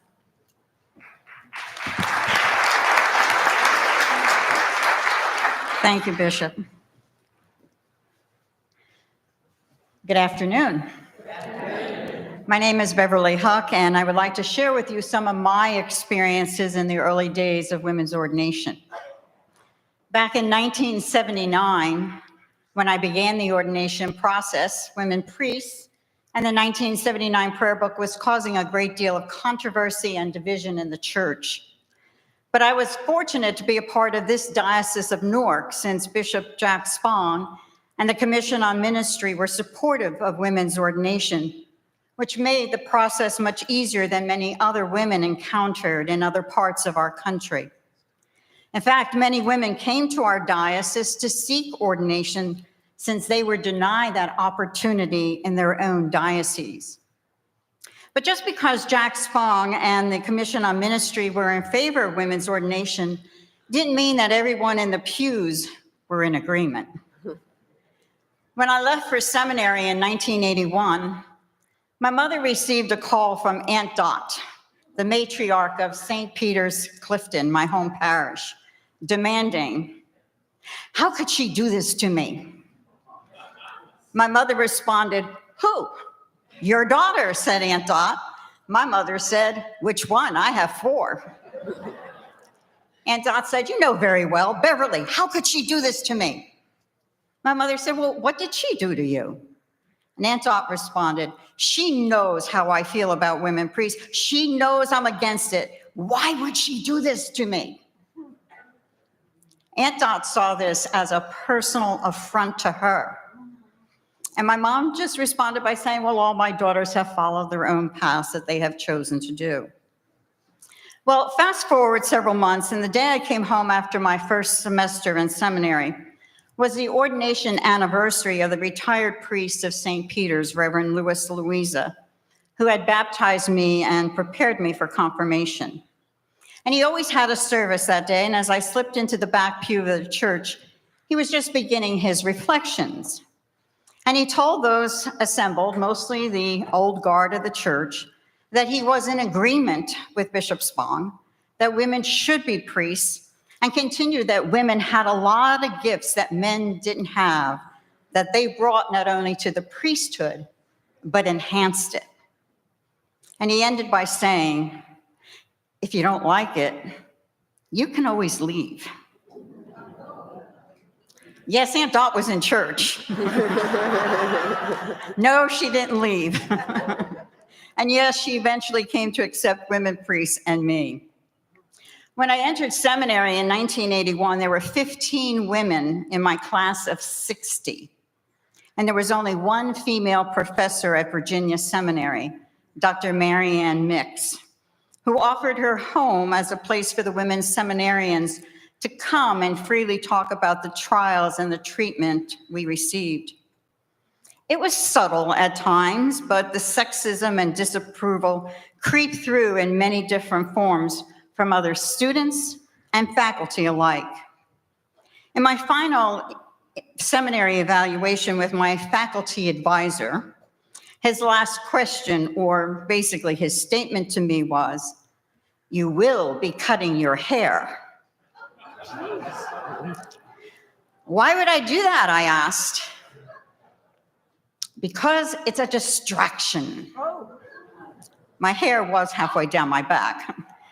So I countered, well, are you going to ask all the male seminarians not to grow their hair long or grow beards? Because obviously that would be a distraction too.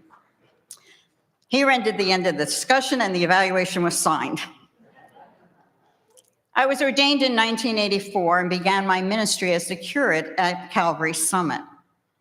To some, I was a curiosity, a novelty. There were certainly many that were very supportive of me, but it was clear that some people were not quite sure what to make of women's priests and were struggling in how to deal with me.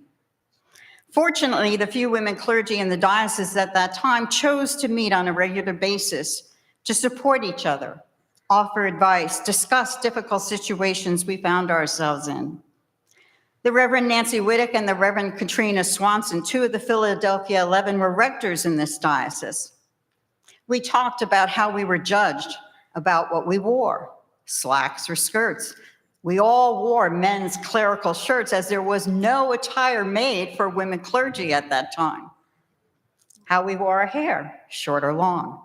What we would be called was a big discussion as we vehemently opposed the use of the term mother to address us, as we felt it was tied to all the patriarchal structure of the church that had kept women down for so long. In 1986, I was called to be the rector of Trinity Church, Kearney. I met the senior warden for the first time the day I moved into the rectory.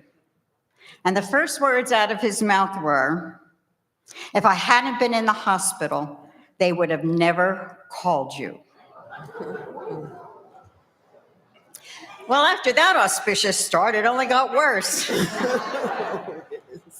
He refused to receive communion from me. Arguments were constant. And after several months, the rest of the vestry said enough is enough and told him he wasn't in communion with the rest of the parish or me, and said he could no longer continue as senior warden.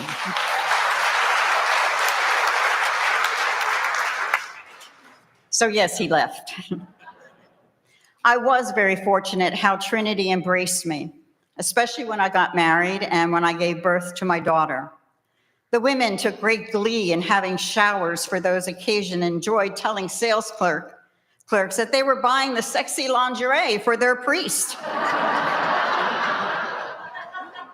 And then baby clothes for their pregnant priest, and how they might have to move the altar to accommodate my expanding pregnancy. There was no maternity or family policy in this diocese.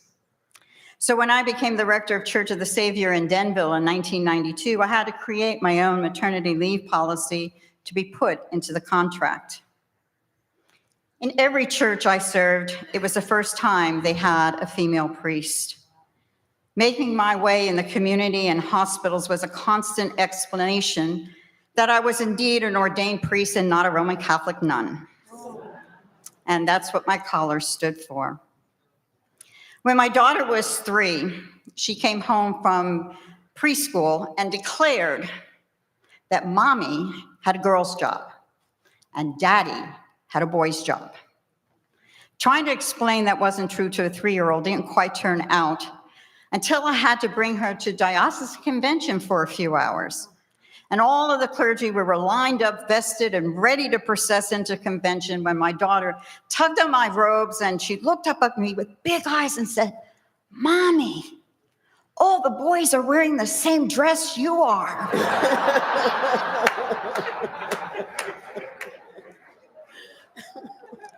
I said, "Yes, isn't that wonderful?" It is gratifying to see so many women priests and bishops in our church, but it is still a struggle for many of us. Even though we have diocesan minimums pay for many of the female clergy over the years, it has never been commensurate with the male clergy. I'm still amazed at people who have never encountered a female priest in charge, and yet we still persevere. I would just like to end by telling you the story of this stole that I brought with me today. It belonged to the priest who had baptized me, Reverend Louisa, and it was given to me by his daughter at my service of institution at Church of the Savior. If you look at it closely, it is very worn and it is very frayed, but I see it as a powerful symbol of all the struggles that the women endured and still endure today. But it is also a symbol of strength, determination, our faith, endurance, and hope in a loving God that is always at our side. So I hope you will join the workshop this afternoon at 5 to learn more about the 50th anniversary of the ordination of women and to hear more stories. Thank you. Thank you.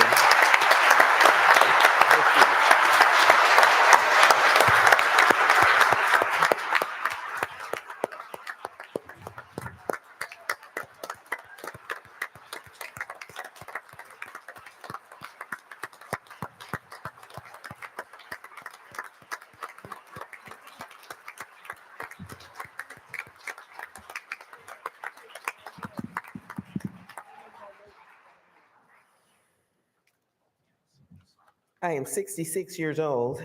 I am by no stretch of the imagination a young priest, but in terms of years of ordination, I've been ordained, I think, about 19 years. And I have to say, I'm aware every single day in some way how much I owe the women priests who've been ordained longer than 30 years. Every single one of you made the way. And I'll just call Sam Reckford to just start talking from where he is. Our CFO is going to present the budget to us. Good afternoon, everybody.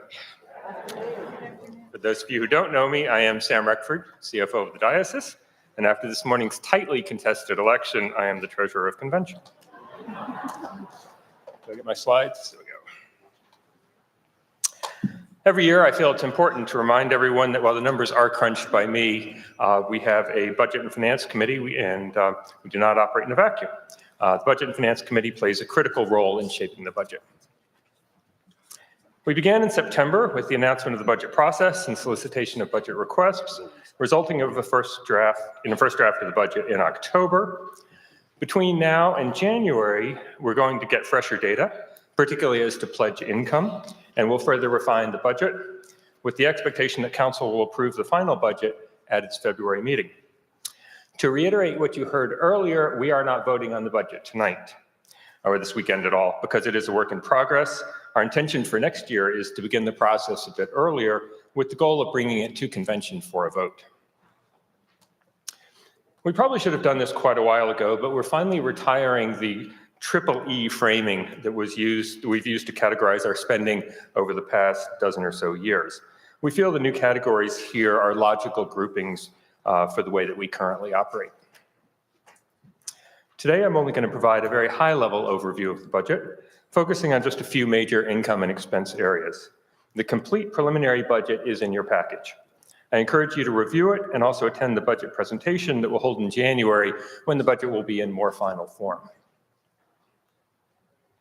Once again, we present what is technically a balanced budget. It's about 1% larger than this year's. However, it once again relies upon extraordinary funding from outside sources, including the trustees, the BDF, and the Bishop's Circle. We're unable to fund the programs and services that you want with the income from our pledges and investments. For now, we are budgeting that our 2025 pledge revenues will be at the same level that we budgeted for 2024. However, the fact that we're currently a bit doubtful of our ability to meet our pledge target should perhaps give us a little pause. We will really need our congregations to step up for this coming year. After we receive your pledges, we may need to revise the pledge income budget upward, I hope. We have two sources of income from the DIT. The first is investment income, which largely consists of the income distribution from funds set up to support the council. In 2025, DIT distributions will be almost exactly the same as this year. Those of you that also receive income from the DIT should keep that in mind as you set your own budgets. However, this revenue line also includes interest on our cash balances, and both interest rates and our cash balances are declining and will be continued to decline over the next year. I'm sorry, oops, I have to go back. The second source is fee income, and that's 0.25% on most of the balances in the DIT. It's charged quarterly in arrears, so we immediately benefit from a rising market, and we feel the pain of a falling market. This is one income item that's been increasing quite significantly for us. As you may remember, a few years ago, we were generating about $85,000 in rental income each year. Sadly, with the sale and move from 31 Mulberry Street, this income stream will come to an end. Ever since the budget shortfall following the 2008 downturn, the bishop's been voluntarily contributing some money from his or her discretionary fund to the council budget. 5 years ago, Bishop Hughes increased this amount to pay for the new minister for stewardship position. While my hope was that we'd be able to reduce our reliance on her funds, we seem to be going in the opposite direction. Over the last few years, she has funded the entire cost of the strategic plan consultant, whose contract extends through the first half of 2025. She's also covering the more modest costs from the School for Ministry. On top of that, she's allocating funds that were raised from donors to the Bishop's Circle to cover the costs of a Hispanic missioner for the next few years. And that's responsible for the big increase you saw there. Each year, we've been recycling any surplus funds from the prior year into the following budget. I'm not quite sure where we will end up this year, but I hope that we will have a moderate surplus. And as you can see right now, we're targeting $45,000. It's highly dependent on our end of the year pledge collections from churches that realize they need to adjust their pledge to correspond to their percentage pledge. We've been unable to meet our budget the last couple of years, despite significant efforts to trim costs and limit new initiatives. And the trustees have kindly agreed to help to the tune of $50,000 in 2023 and $100,000 in 2024. This year, it appears likely that we will need to call on them again. Currently, that need appears to be $115,000, but that will depend on your diocesan pledges. You should be aware that the trustees are contributing these funds out of principal and not income, so this cannot continue for long. However, it is a big help as we are now without the rental income that we've been relying on and as we adjust to our new circumstances. The very small change in compensation is highly misleading. We anticipate some big changes. First of all, Noel, our controller, is retiring in January. I hope to shift some of his workload to Leslie and myself and replace him with a part-time employee. Next, in response to the priorities set forth in the strategic plan that so many of you helped to develop, we expect to hire a full-time first third of life minister who will guide the diocesan efforts in ministering to children, youth, and young adults, for whom we have remarkably little programming at both the congregation and diocesan levels. While that is a full-time role, this budget anticipates that we would not be able to begin to advertise the position until the budget's approved in February, with a start date of about May 1. So the cost of this budget is only about 2/3 of what the normal annual run rate will be. Unfortunately, as the bishop announced a few months ago, the only way to fund this important new position was to eliminate that of the coordinator of diocesan events. Lastly, after about 10 years of talking about it and not doing anything, we hope to finally hire someone to direct our ministry to our Hispanic neighbors. This we anticipate to be a half-time role, and it will be funded for the first few years by the donors to the Bishop's Circle.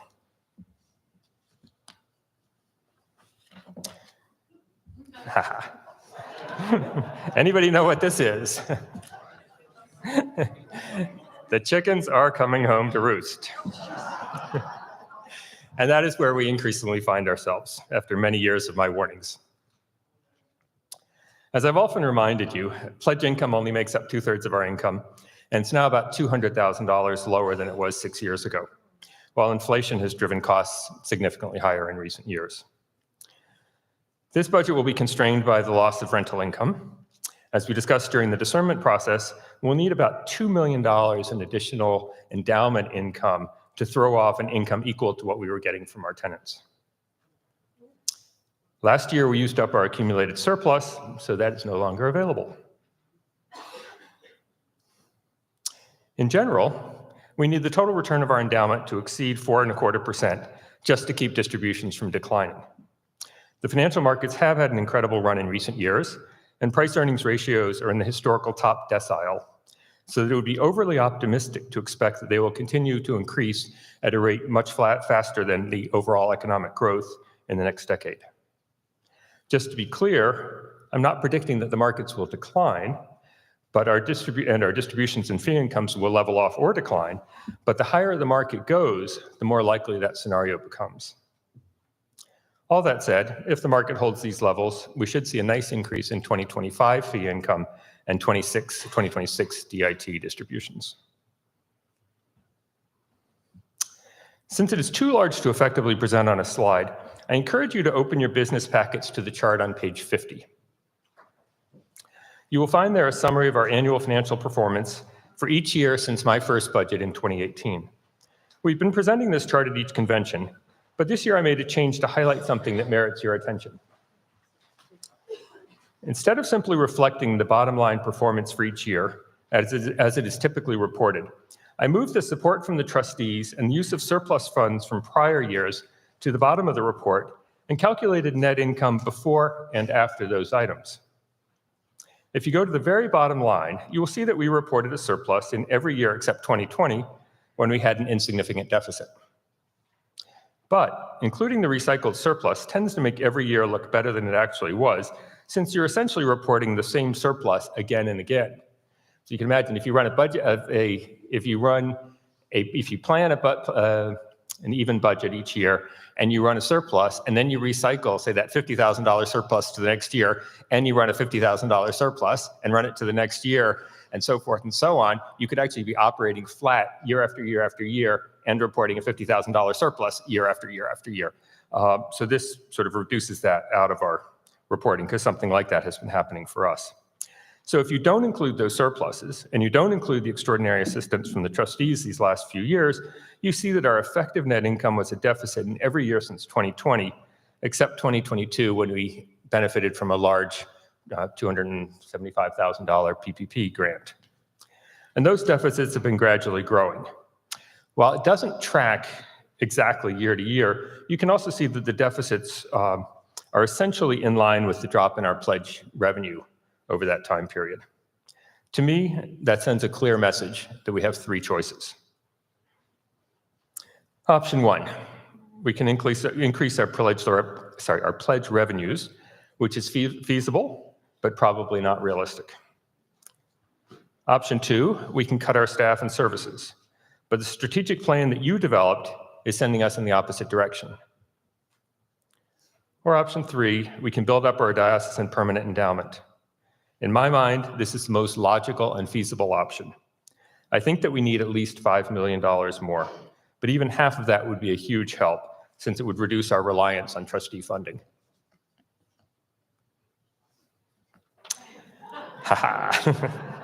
Now, apart from our budget and financial condition, I've got a few other things that we need to talk about. Several years ago, I stood up in front of you and asked you to please consider allowing the diocese to debit your bank account via ACH instead of having you mail a check. It saves us work, it saves you time and money, and it reduces risk. I begged you to release your fears that the diocese was going to raid your bank account or gain insights or control over your financial affairs. An ACH debit is fundamentally no different than writing us a check. And I pointed out that if you were thinking, I need to protect my bank information, I had a surprise for you. It's written on the bottom of every check that you mail. So you're currently exposing it not only to us, but to anyone who gets hold of that piece of paper. I said that if someone intercepts your check and deposits it into their own account, it might be months before you figure out what happened to it, and the money would be long gone. That cannot happen with ACH debits. Lastly, I said that each month we would send you a statement telling you how much we expected to pull from your account, when we would pull it, and you would always have the option to cancel, suspend, or modify that withdrawal before it happened. We've been doing that. As noted here, we have 30 congregations doing it today. It's been every bit as convenient and safe as advertised, and we've had no problems. You know what's still a risk? The United States mail. Just a few weeks ago, a batch of our outgoing checks completely disappeared after we mailed them. Not a single one arrived at its destination. Periodically, we hear from you that you mailed us a check and it never arrived. Luckily, we haven't had anyone steal checks and inappropriately alter and deposit them since I told you a story about that at the last convention. It happened about a week before the last convention, but it continues to be a risk. What I'm doing about it is making almost every significant payment by ACH instead of by check. I encourage you to do the same if you have that option with your bank. And of course, I encourage you to allow us to add you to the list of churches that allow us to debit them each month. It works well. Or you can pay us by an ACH transfer initiated by you. If that's an option, that's fine too. This is the 21st century. Let's try to move on from paper checks. And here is an important change I want to alert you to. Tech has completely revamped the financial section of the parochial report. There are now 6 income and expense questions, replacing 16 on the old report. So much less detail. I've put together a table that attempts to match up the old and the new questions, and you'll find it on page 51 of your package. If you have any endowment or restricted funds, there are now a bunch of questions about that. So there was very few questions in the past. Now there's a bunch of questions about endowments and restricted funds. The report is not going to calculate a normal operating income figure any longer. So we're going to have to back into that. So let's talk about the new calculation. This is the new calculation that I think we're going to have to use. You can find it as well as the old calculation on page 52 of your package. I will disseminate this further and hold a seminar about it for everyone in January, and we can get a more detailed look at it and have a chance for people to ask questions. I think the change will have very little impact on most of our churches, but I suspect that there will be some problems caused by question 9C, money from investments drawn for use. In most cases, that would be operating expenses. However, in some cases, that might be a capital expense or outreach or something else that we would consider non-operating. Likewise, an unrestricted bequest or gift that the vestry chooses to add to the endowment may cause a problem with question 5, that all other unrestricted revenue, because theoretically all other unrestricted revenue could be a $5 million bequest to your church. And you want to take most of it and you want to create an endowment. Obviously, if we called that your normal operating income, and then you gave us 10% of it, you would not be very happy. We would be delighted. You would not be very happy. So, that's something that we're going to have to deal with, try to figure out some kind of a workaround for that. Another important change, please listen carefully here. Beginning with the 2024 parochial report filing this winter, Tech is getting serious about the March 1st deadline. In the past, their actions didn't match their policy, but this is changing, right? So they said it's due on March 1, but they left their system open until May 1 for you to get it in. So basically, there was no teeth if you put it in on March 2nd, March 5th. And of course, I made a lot of phone calls in late April, and people were putting it in on April 30th, May 1st. That's not going to work anymore. So the system is going to lock to all of our churches on the 1st of March. So you need to get it done by then.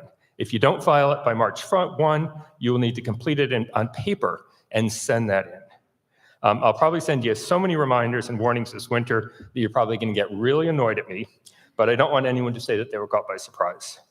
Please make a note to tell whoever's preparing the parochial report in your parishes to be prepared for this change and to get it in by the deadline. So I've dropped a lot on you in a relatively brief period of time. If you have any thoughts or questions about any of the topics that I've covered today, please come to the budget forum that starts fairly shortly. Thank you.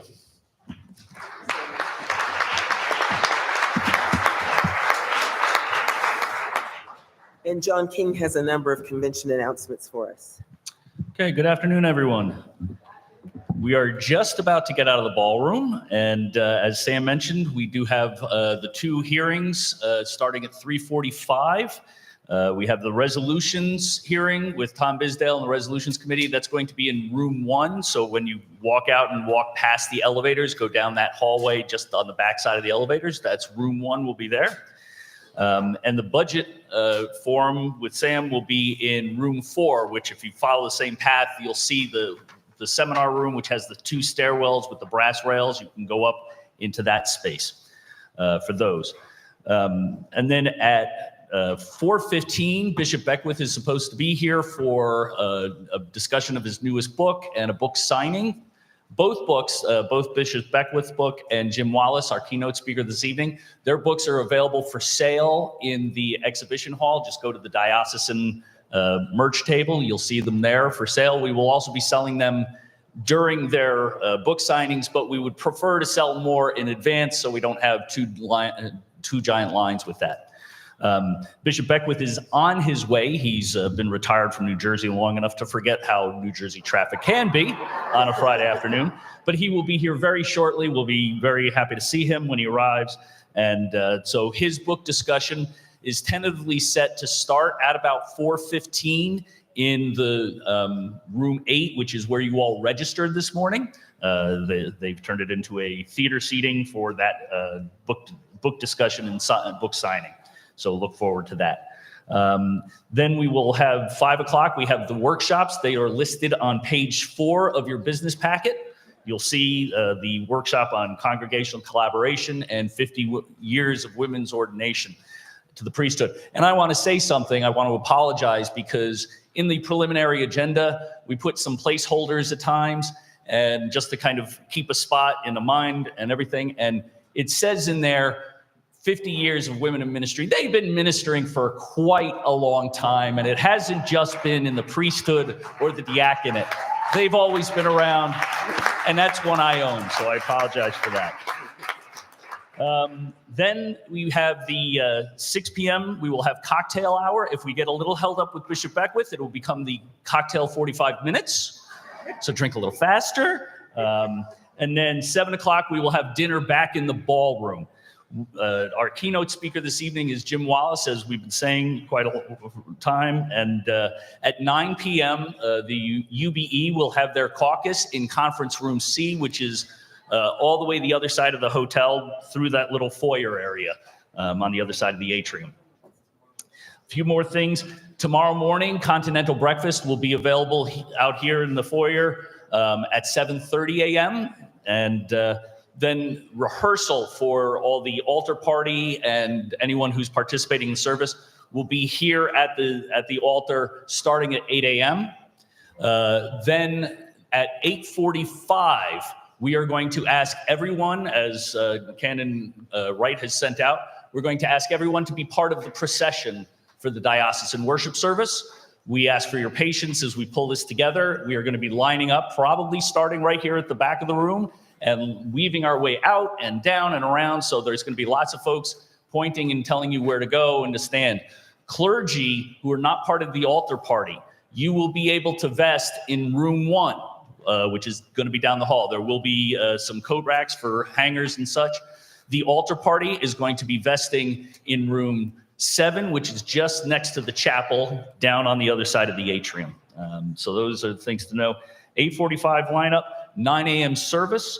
We will also be back in session. We will call the session back into order at 11:30 tomorrow morning. With that, I have no other information, Bishop. Well, in that case, we are in recess until tomorrow morning.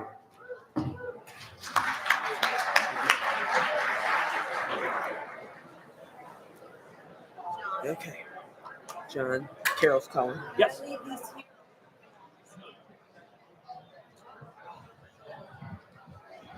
One more thing, folks, please take everything out so the wait staff can put that. Just give me a second.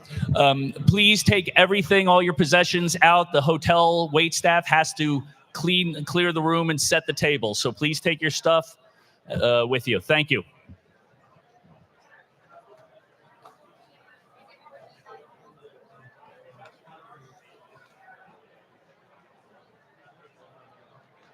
Oh, okay.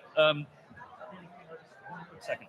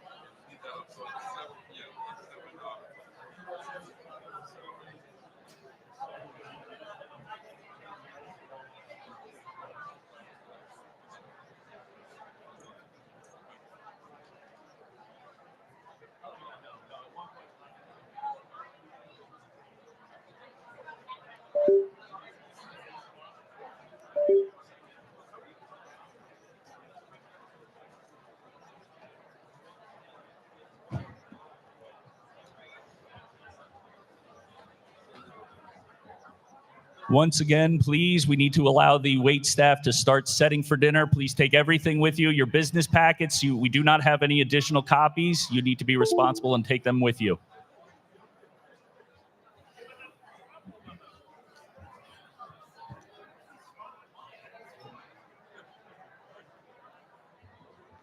Thank you.